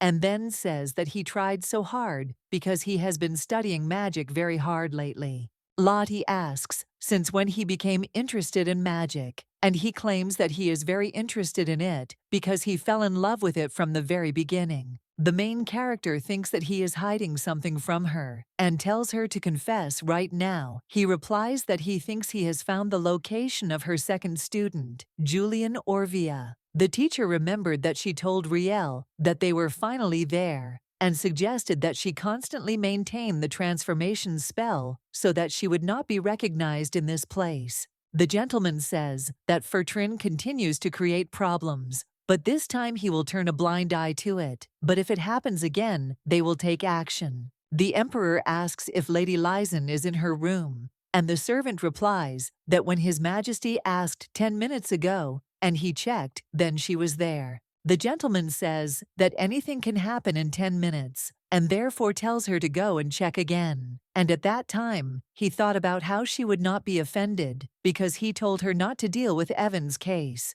The butler informs His Majesty that the lady has disappeared from the room. At this time, the main character thought that she should check everything herself, because judging by his words, Julian belongs to some mysterious organization that is engaged in the search for so-called magic stones. The young lady realizes that after studying the places where they had been before, she has narrowed the search to 15 points, and since 4 of them are in Marvel, she is going to check them out. The Emperor asks the girl if she tried to hide with her students, and also wonders if everything has changed. She claims that nothing has changed because she just has to see everything with her own eyes. The girl thought about what if the rumors turn out to be true, and His Majesty tells her not to blame herself because he always said, and repeats again, that she does not know much about her students because they were strange from the very beginning. Carcillion also said that he knows nothing about the whereabouts of Julian. Then if we discard all the rumors, they have one reliable fact, because for some unknown reason,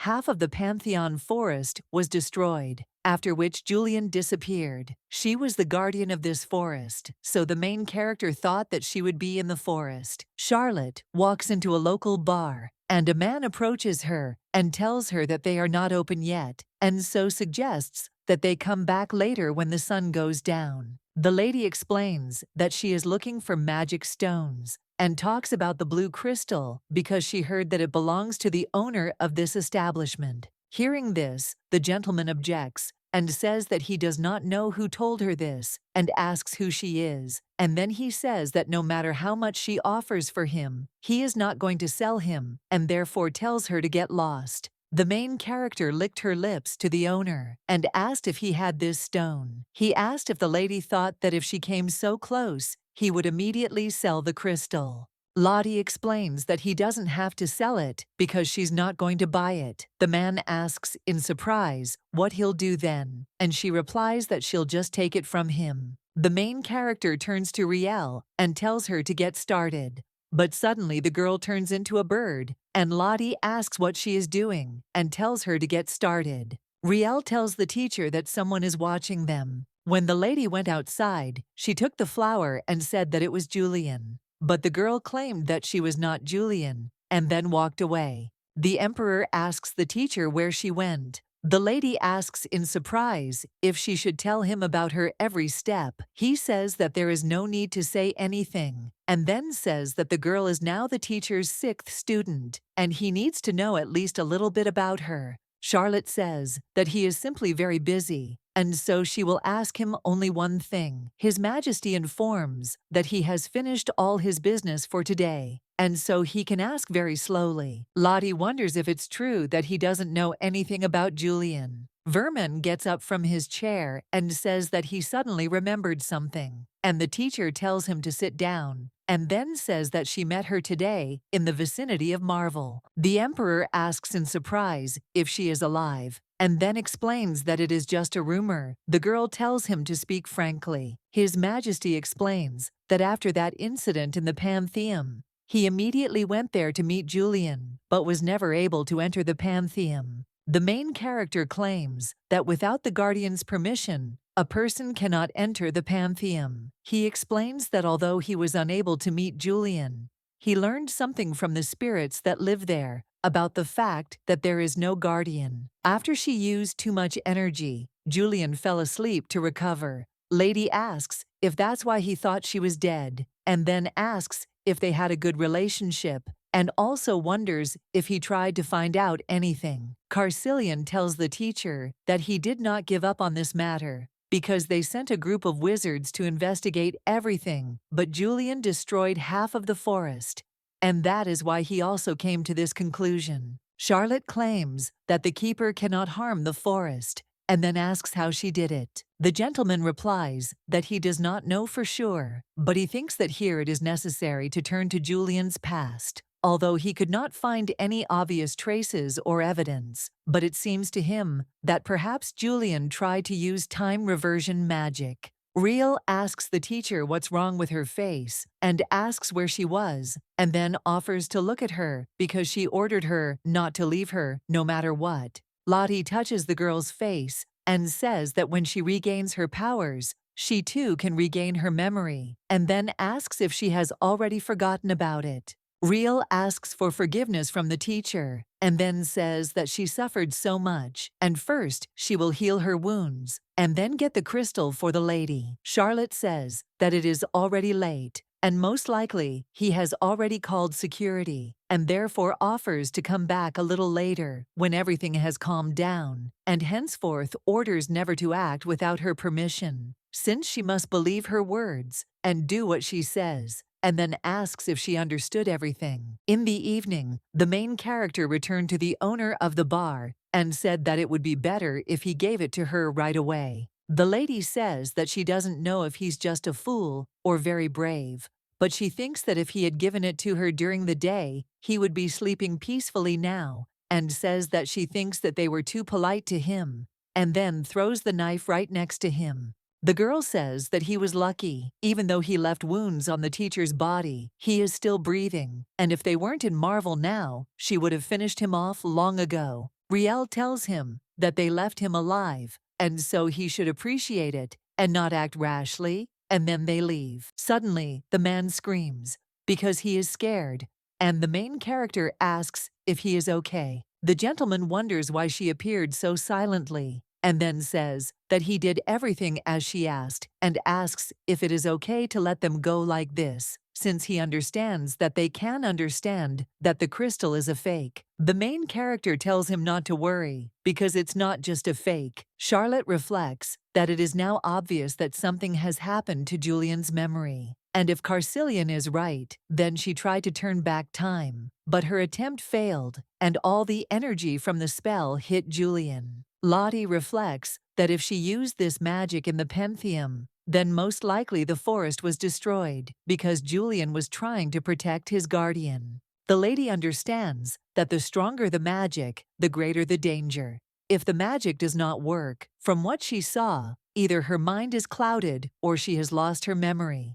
But she does not know if Julian was harmed in any other way. The man asks if it is true that she works as a magician in the palace. The main character does not understand how much her memory is damaged, and why he calls her Riel, and she calls him teacher and follows him. Lottie looked up and saw the girl, and then told her to jump because he would catch her. Riel, sitting on the tree, realized that it was a dream. At this time, Charlotte does not understand what this place is, and thinks that she spent a lot of mana, which means that she covered a large distance, and this is definitely not Marvel. The girl thinks that first she needs to figure out what this place is, and at the end of the room, she sees a sleeping guy. The lady believes that this is the man whom Julian calls a teacher, and he is definitely a man who looks like her. Seeing her, the guy screams and asks who she is, and then asks Riel. At this time, the main character thought that it just happened, and she doesn't understand if everything will be okay with him, because she understands that he is more ordinary than she thought, and there must be something special about him. And she also wonders what kind of relationship there might be between him and Julian. Suddenly, a girl comes into the room and tells her to take her hands off him. Charlotte calls her name, Julian, and the lady with green eyes says that it seems that she does not have enough level even to create a familiar, and that is why she came herself, and also asks if it was not enough for her to just follow them, and she found this place by tracking the crystal. The green-eyed lady believes that she is truly fearless, and also asks what made her come all this way and what she did to the teacher. The main character replies that nothing, and then explains that he just slipped off the bed and fell, and it seems to her that her teacher is very weak, although she understands that this friend is still young, but he needs to train a lot to strengthen his body. Julian tells the lady to move away from the teacher immediately. Julian Orvia, Great Archmage, Guardian of the Forest of Life, Paintium. She was the second student, Charlotte Eleanor. The green-eyed girl attacked the main character, and Lottie suggests taking a closer look because this person who calls her Riel is not her teacher, and then hugs her by the neck and says that her teacher is her. Julian locked the lady behind bars and said that when the sun rises and the teacher wakes up, he will decide how to get rid of her. Charlotte asks to take a closer look at it, and the girl says that if she uses magic in this room, she will immediately know about it, and therefore advises not to do anything stupid. And when the main character was left alone, she thought that it was useless because there was no reaction from her side. But the good news is that Julian's mana and magic are fine. Lottie understands that her student does not remember her because she was not pleased to see the hostility on her part, and that if she really considered her an enemy, the girl would not have locked her in the room. The lady understands that although she was very sensitive to what happened with the teacher, she is sure that Julian was not going to fight her seriously, and suggests that maybe she instinctively feels her, because otherwise the appearance of this teacher would not be so similar to hers. The main character reflects on the fact that she doesn't want them to see such a Charlotte Eleanor, and if Julian forgot her name, someone would pretend to be her and use her to do bad things. Charlotte is sure that she will not leave it like this for anything, because memory is a very delicate matter that cannot be easily influenced by magic. And if you try to do something from the outside, it will only make the problem worse. The girl believes that the best way would be to make Julian remember everything herself. The knight asks in surprise what it is, and then he felt pain and passed out. Faton says that he thinks this is the right place, and he never thought that he would be doing something like this, and believes that if everything goes well here, then he will finally be able to meet the young lady and marvel. At dawn, the green-eyed girl brought the lady a blanket and said that she just didn't want her to catch a cold and bother her with her cough. The main character screams and asks her to wait, and then says that they need to talk. However, the girl leaves, and Lottie screams and says that she likes to sleep on a tree and also eats green fruits from the forest called Liliana. Charlotte reports that she even had to drag a whole tree from there because it was a hassle to go there every time just for the fruit. Juliana brought her something to eat and said that she doesn't want her to bother her because she's hungry. The teacher suggests looking at her because she thinks that if she looks now, everything will be different. And the girl claims that she doesn't want her to interfere because she's bored, and suggests taking books because she just doesn't want her to cry when she gets scared. The main character thought that this girl seemed to subconsciously feel who she was because she believed that otherwise she would not walk back and forth all night and would not bring her all these things. Charlotte thinks that in any case, her concern for her is a good sign because she didn't do anything special at night, so her mana is in good condition. The teacher realized that it was time to act, and she used the magic circle to seal the mage. When the mana change occurs in a limited space, then this seal binds the subject for a certain period of time, and at the same time gives a signal to the magician who created the circle. The lady understands that this magic is often used to bind magicians, but it does not work on her because this circle was created by her. It wasn't Lottie who created the seals, but Julian. And here she simply explains that she could have come out a long time ago, but she didn't come out because she was bringing her mana back to normal. A man asks Riel if there were strangers in her room yesterday. She replies that there was no one, and then asks if he had a bad dream. The guy asks if she thinks it was a dream, and then says that it seems to him that something has been happening to her lately because she doesn't laugh at all, and that's why he's sure that when he first met her. But that's not the point, because he just wants to say that she used to laugh a lot, and he also asks if she might have some disturbing thoughts. The man says that if something like that happened, she would share it with him, and then asks if that is true. He grabs the girl and says that if something is bothering her, she should tell him right away. The gentleman says that they have been looking for them for a long time, and he says that a lot of time has passed since he contacted them, and asks why they came only now. Mr. apologizes and explains that a small problem arose, and several guards escaped right in the middle of the night, disappearing without a trace, and then asks why he keeps such a poor eye on his people. At this time, Julian remembered the lady's words that she should take a good look because her teacher was right in front of her. Charlotte tells Riel to be here until tomorrow morning and wait for her orders, and as soon as she calls him, let him come to her, and the girl agrees with her. The main character uses the ring to contact the Archduke. He says that he checked what she asked for, and then reports that for a long time, this place was used as a prison. And if you believe the data, 40 years after it was closed, the building was demolished. The gentleman says that judging by her words, this building still exists and is now used for other purposes. The girl understands that if these people locked in cells are not prisoners, then they are slaves.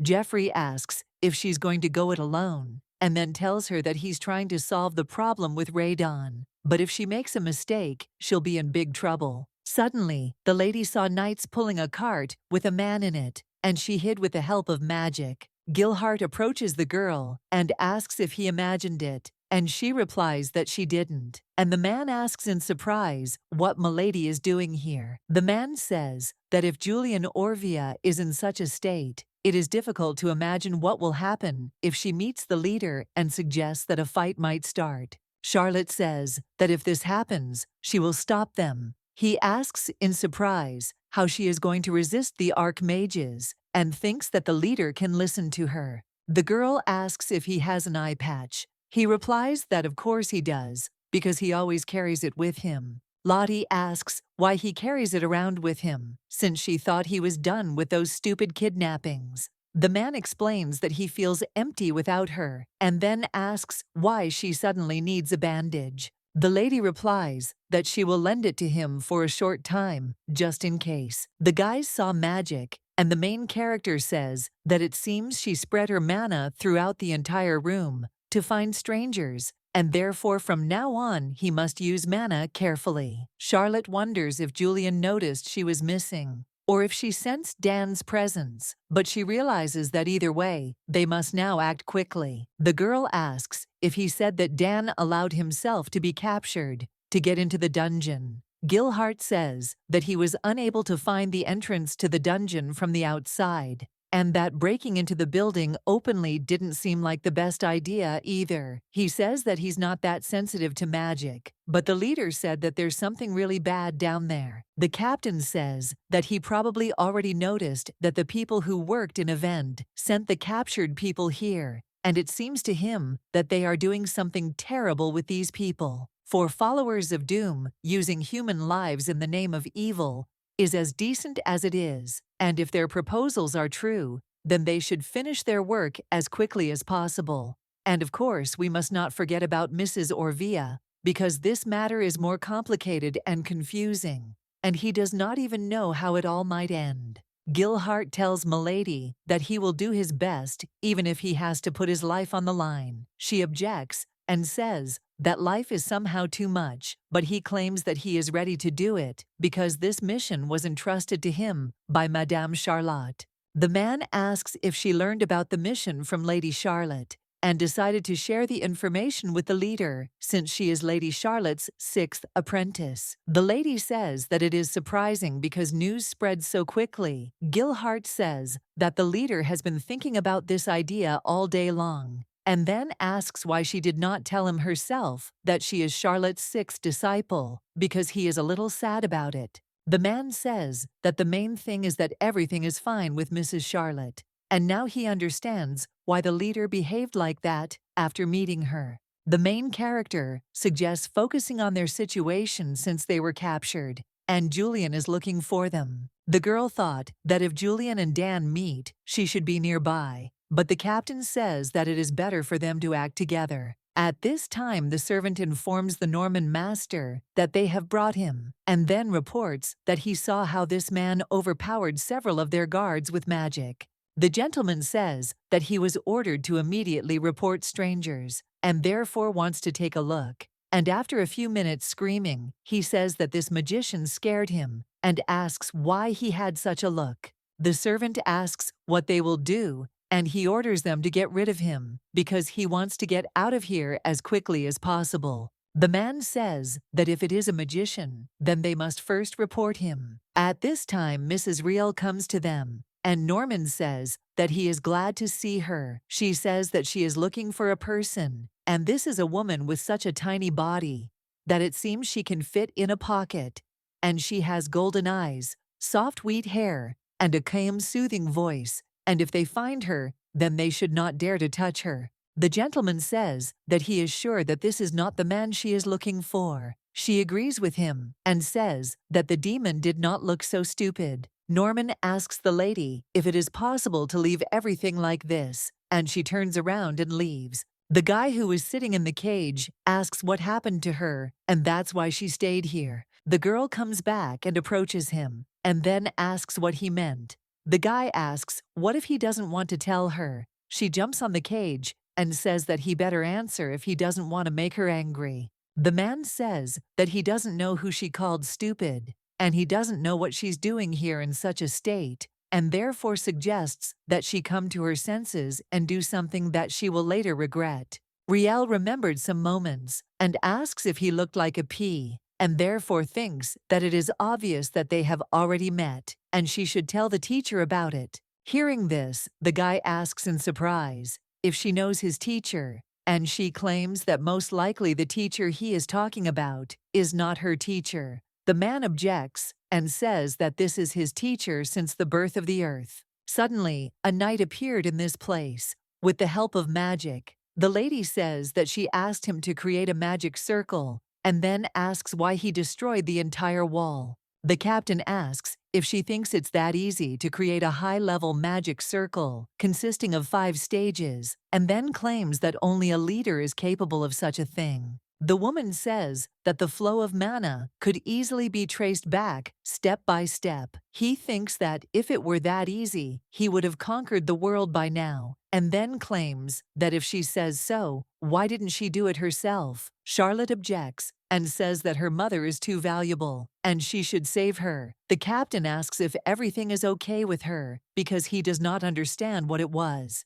Lottie tells him not to worry because he will soon be free. Gilhart thought that she easily found the entrance to the dungeon that even the leader couldn't find, and she easily dealt with the high-level magic circle that blocked the entrance, and understands that she did this because she is Charlotte's 6th disciple. The main character believes that the guards probably heard the noise and will be here soon, so they need to get ready. The guy asks if they are going to fight and then claims that he can handle everyone except Orvia. At this time, the girl does not understand why he is so excited. Julian looked behind the bars and saw a lady there, and at that time she thought that it was strange because she didn't look so strong, but easily destroyed the magic circle that she had prepared, and also found a magic circle that was hidden under several layers. The young lady asks who she is, and the main character replies that she already told her that Julian. At this time, the captain, who was lying on the floor, thought that this girl was addressing her informally, and the main character suggests thinking carefully about what kind of person her teacher is, and then tells her that he steals magic stones, holds innocent people in captivity, and tries to use them for personal gain. Charlotte asks if her teacher is really such a person. At this time, the man thought that these so-called magic stones were of no use, and he added so many, but they were still not enough. The man asks if this doesn't mean he needs to move on to the next option, because it will take a lot of energy. So naturally he needs more mana and needs someone stronger, a person who can't compare to ordinary people. The gentleman says that it would be best to find a person with a huge supply of mana who could constantly saturate with energy. For example, someone like an archmage. At this time, Julian thinks about the fact that she does not remember anything and what she did in this place. But it seems to her that she was looking for someone and was looking for an important person for her. And she believes that if she finds this person, everything will be fine. The girl saw a handsome man with golden eyes and said that he was her teacher. Julian tells the lady that there is a reason for everything the teacher does, and when the time comes, he will explain everything. Charlotte asks in surprise if she really thinks so, and the girl claims that the teacher would not lie to her. One Norman enters the dungeon and screams, asking the lady what happened here and who did it. She explains that it was another intruder and then asks if he was caught. The man explains that it seems he broke out, so the number of guards needs to be increased. He asks if they need to first look for the presence of unknown mana inside, and then says that the first thing he will do is tell Mr. Atoru about it. The lady objects and says that she will say it herself. At this time, Mr. Norman appears and reports that strangers have entered the building, and he caught one, but it seems there is a whole group of them. Ader asks Riel if they have strangers, and also wonders if she missed them. He thinks that these criminals are probably very good, and he does not know what their goal is,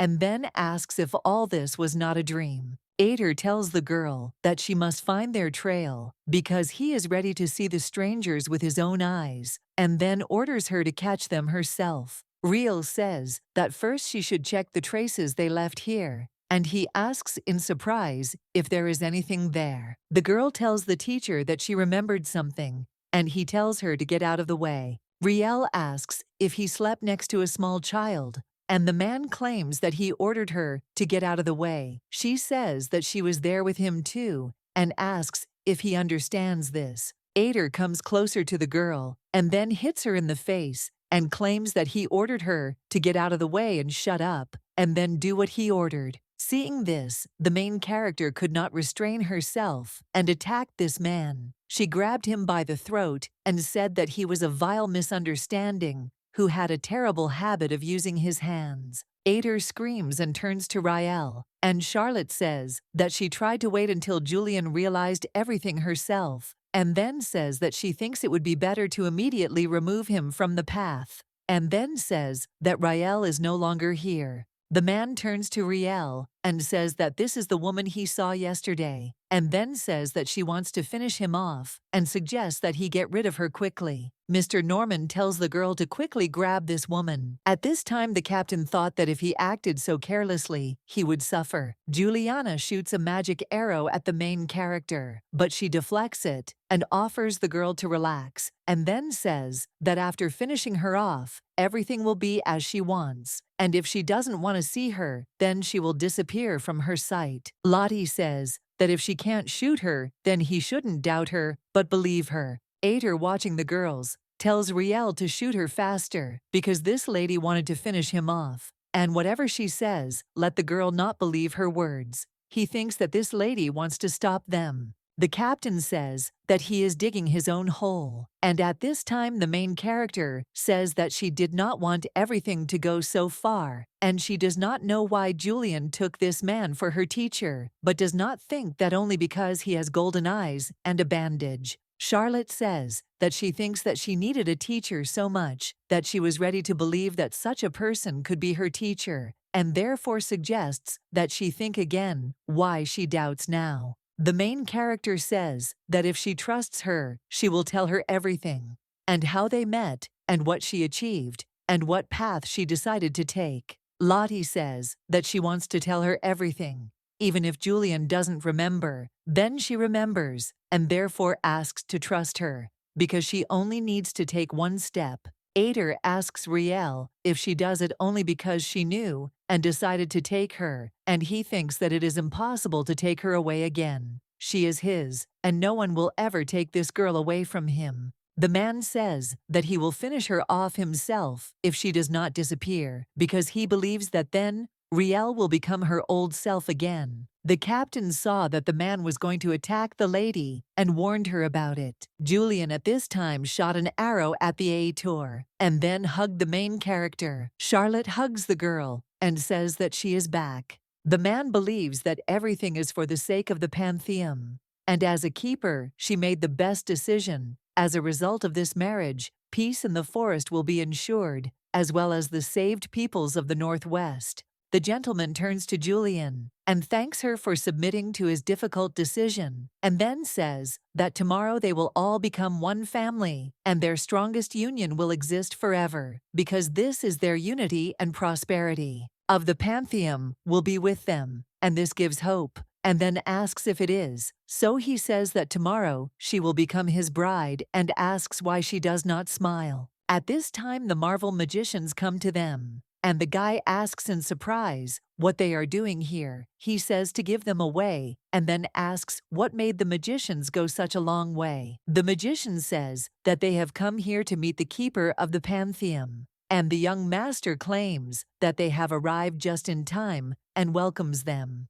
The main character turns to the girl and asks if they have met before. She says that the weather is so nice today, and she is very glad to meet her. Charlotte asks if she would mind if she sat next to her, and then says that she actually approached her because she has several questions going through her head, and no matter how much she thinks about it, it all seems strange to her. Lottie says she heard the wedding is tomorrow, but she doesn't look like a happy bride, and then asks if she's getting married voluntarily. The girl replies that outsiders should not be concerned about this issue. The main character asks if she had business with the keeper of the Pantheon, and wonders why that man became the keeper of the Pantheon. The guy says that he is entering, And at this time, the main character has disappeared. The girl asks in surprise what happened, and he says that it seemed to him that the lady was upset, so he brought hot tea, and he brewed Turan leaves so that she would sleep better.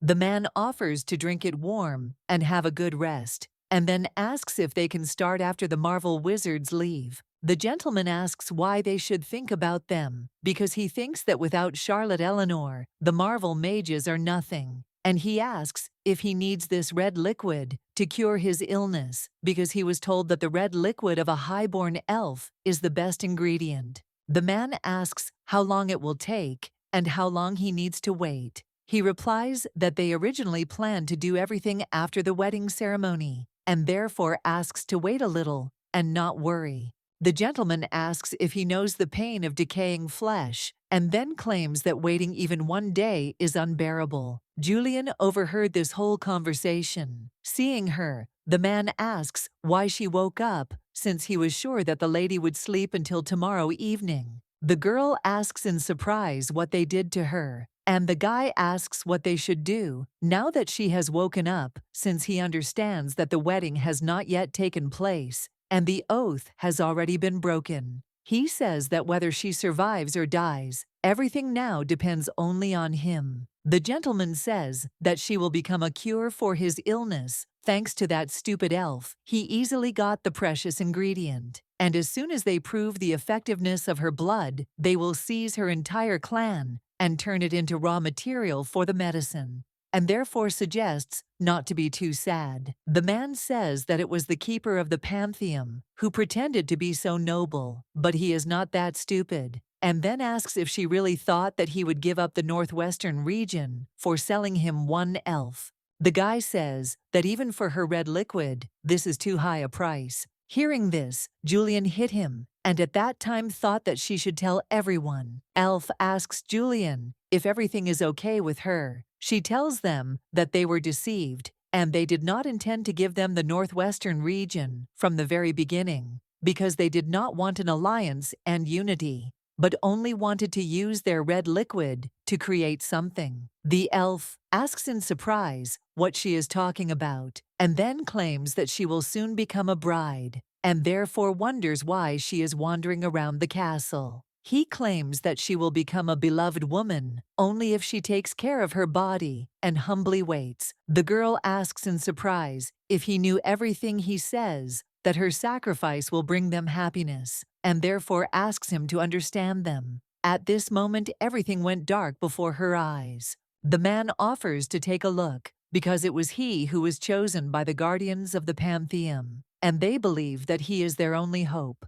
The gentleman says that the bleeding is quite strong, and then asks if it is possible to leave her in this state. The doctor says that she is not a human, and she will not die so easily because she has special enchanted shackles, and even if she wakes up again, she will not be able to move a finger. The doctor says that he feels sorry for this elf, and if he had the opportunity, he would take her home. At this time, Julian woke up and decided to quickly run away. The man screaming says that she has nowhere to run, and therefore suggests that she slowly go back down, because jumping out of the window, she could die. The girl remembered the man's words, that as soon as they prove the effectiveness of her red liquid, they will capture her entire clan and turn it into raw material for medicine. And at this time she does not understand what to do. Charlotte extended her hand and told her to jump because she would catch it, and then told her that she only needed to take one step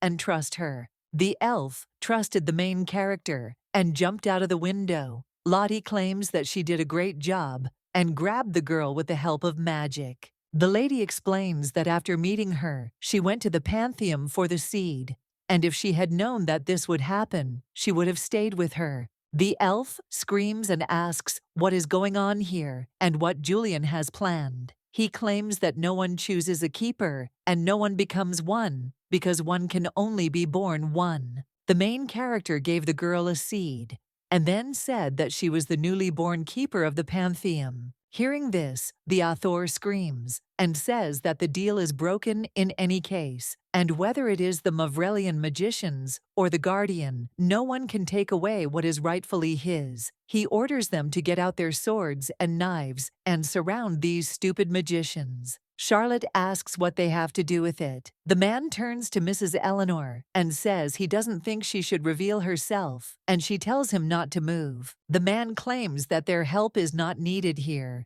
Juliana used magic and tied everyone up. The elf asks the girl to have mercy on him because he believes that there was a misunderstanding and therefore offers to talk. The magician looked at the man who was lying on the ground and said that even though he was in the center of the blow, he still survived and considered it strange. Charlotte tells the girl that she didn't think she needed consolation, and then says that she knows a very good place, and there is a clear sky, and the weather is much better than here, and she can't even imagine how beautiful the endless forest is. The main character claims that she is sure that as soon as she sees him, she will immediately fall in love with him, and then says that if she wants, she can go with her. Yulman agreed. Ader asks Riel why she looks at him like that and thinks that she is his and only his. The knight asks when he will calm down. At this time, a monster appeared in whose mouth the Dan was given.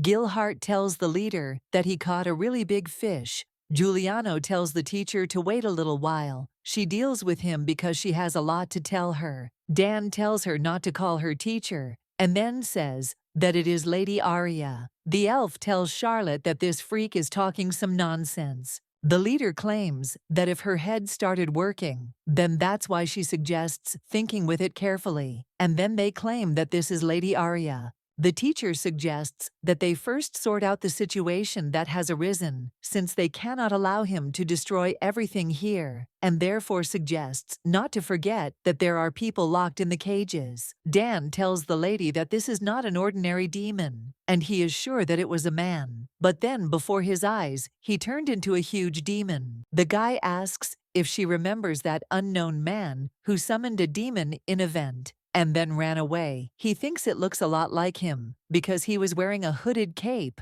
so he couldn't see his face. The man believes that this is exactly the person in front of them. The main character reflects on what he said, that the man acquired the form of a demon, and she also feels it, and the demons that appeared in Event had the same origin. Charlotte thinks that it still can't be Evan, but she thinks that she needs to lure him and throw him through the roof. Or better yet, throw him to the side and make her way out there. Lottie muses that if Evan has something to do with what's going on, then maybe he's here too. Dan saw the blonde guy and asked what he was doing here. The magician smiled and said that they went a bit overboard and cut off his precious hand so mercilessly. The leader says that it was Evan, the mysterious man in Event, and asks what he is doing here and if his new friend is with him. He also wonders if he taught him how to summon demons. Dan thinks that even if the teacher was not around for a long time, it is not a reason to go crazy. And then he explains that he meant that he became like this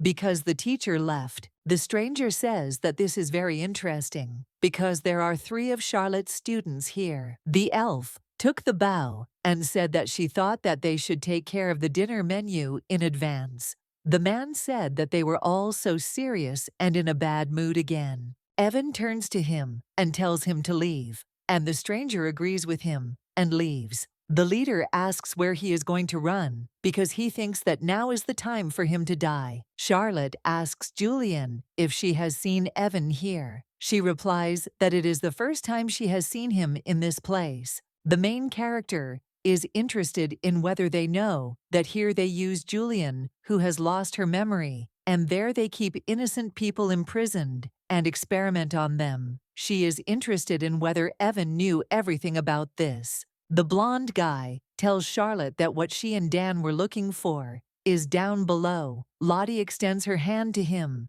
Anna says that it is not too late, and that no matter what happens to him, she can help because she is sure that she can fix everything, and therefore suggests that he return to this side. Evan takes her hand and says that he would like this hand to be extended only for him, and then hugs her. The guy says that if this is all his doing, then she will hate him. The student touches the lady's face and calls her teacher Lottie objects and tells him not to call her teacher. At this time, Dan and Julian come up to them. The main character reports that he said what she was looking for here. Ader, sitting near the wall, reflects on the fact that they think that this is his end. However, he believes that he will finish them all off if he finds the strength. And first of all, he needs to get rid of this woman and Riel. Evan asks if she was looking for traces of death, and then says that these are fragments collected from the ashes of the dead. And this is an ugly force, created by the greed of fools. Ader thinks that it doesn't matter that the creation is not finished yet, because he believes that he will be the first to receive it, and this power and Riel will all be his.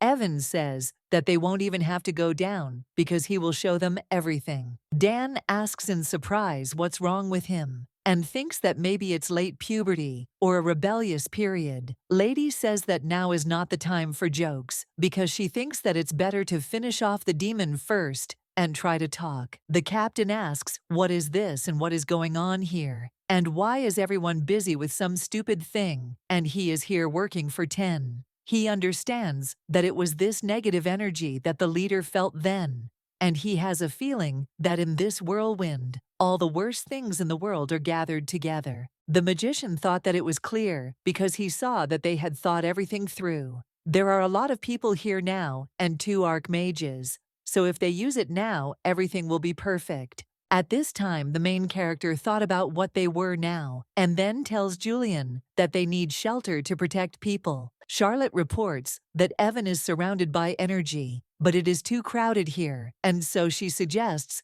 that they step back and not come closer until she gives the signal. And she understands that she must do this because she raised these children. Evan asks what he is going to do, but he flinched when he saw the main character because she had red liquid on her mouth. The guy says he's heard it 100 times, and then asks how long they're going to make them stand like that. The gentleman says he's answered him exactly 45 times. Jeffrey doesn't understand why there is a red spot on his mouth. Jerome asks the man what he put in His Excellency's tea and puts a knife to his throat.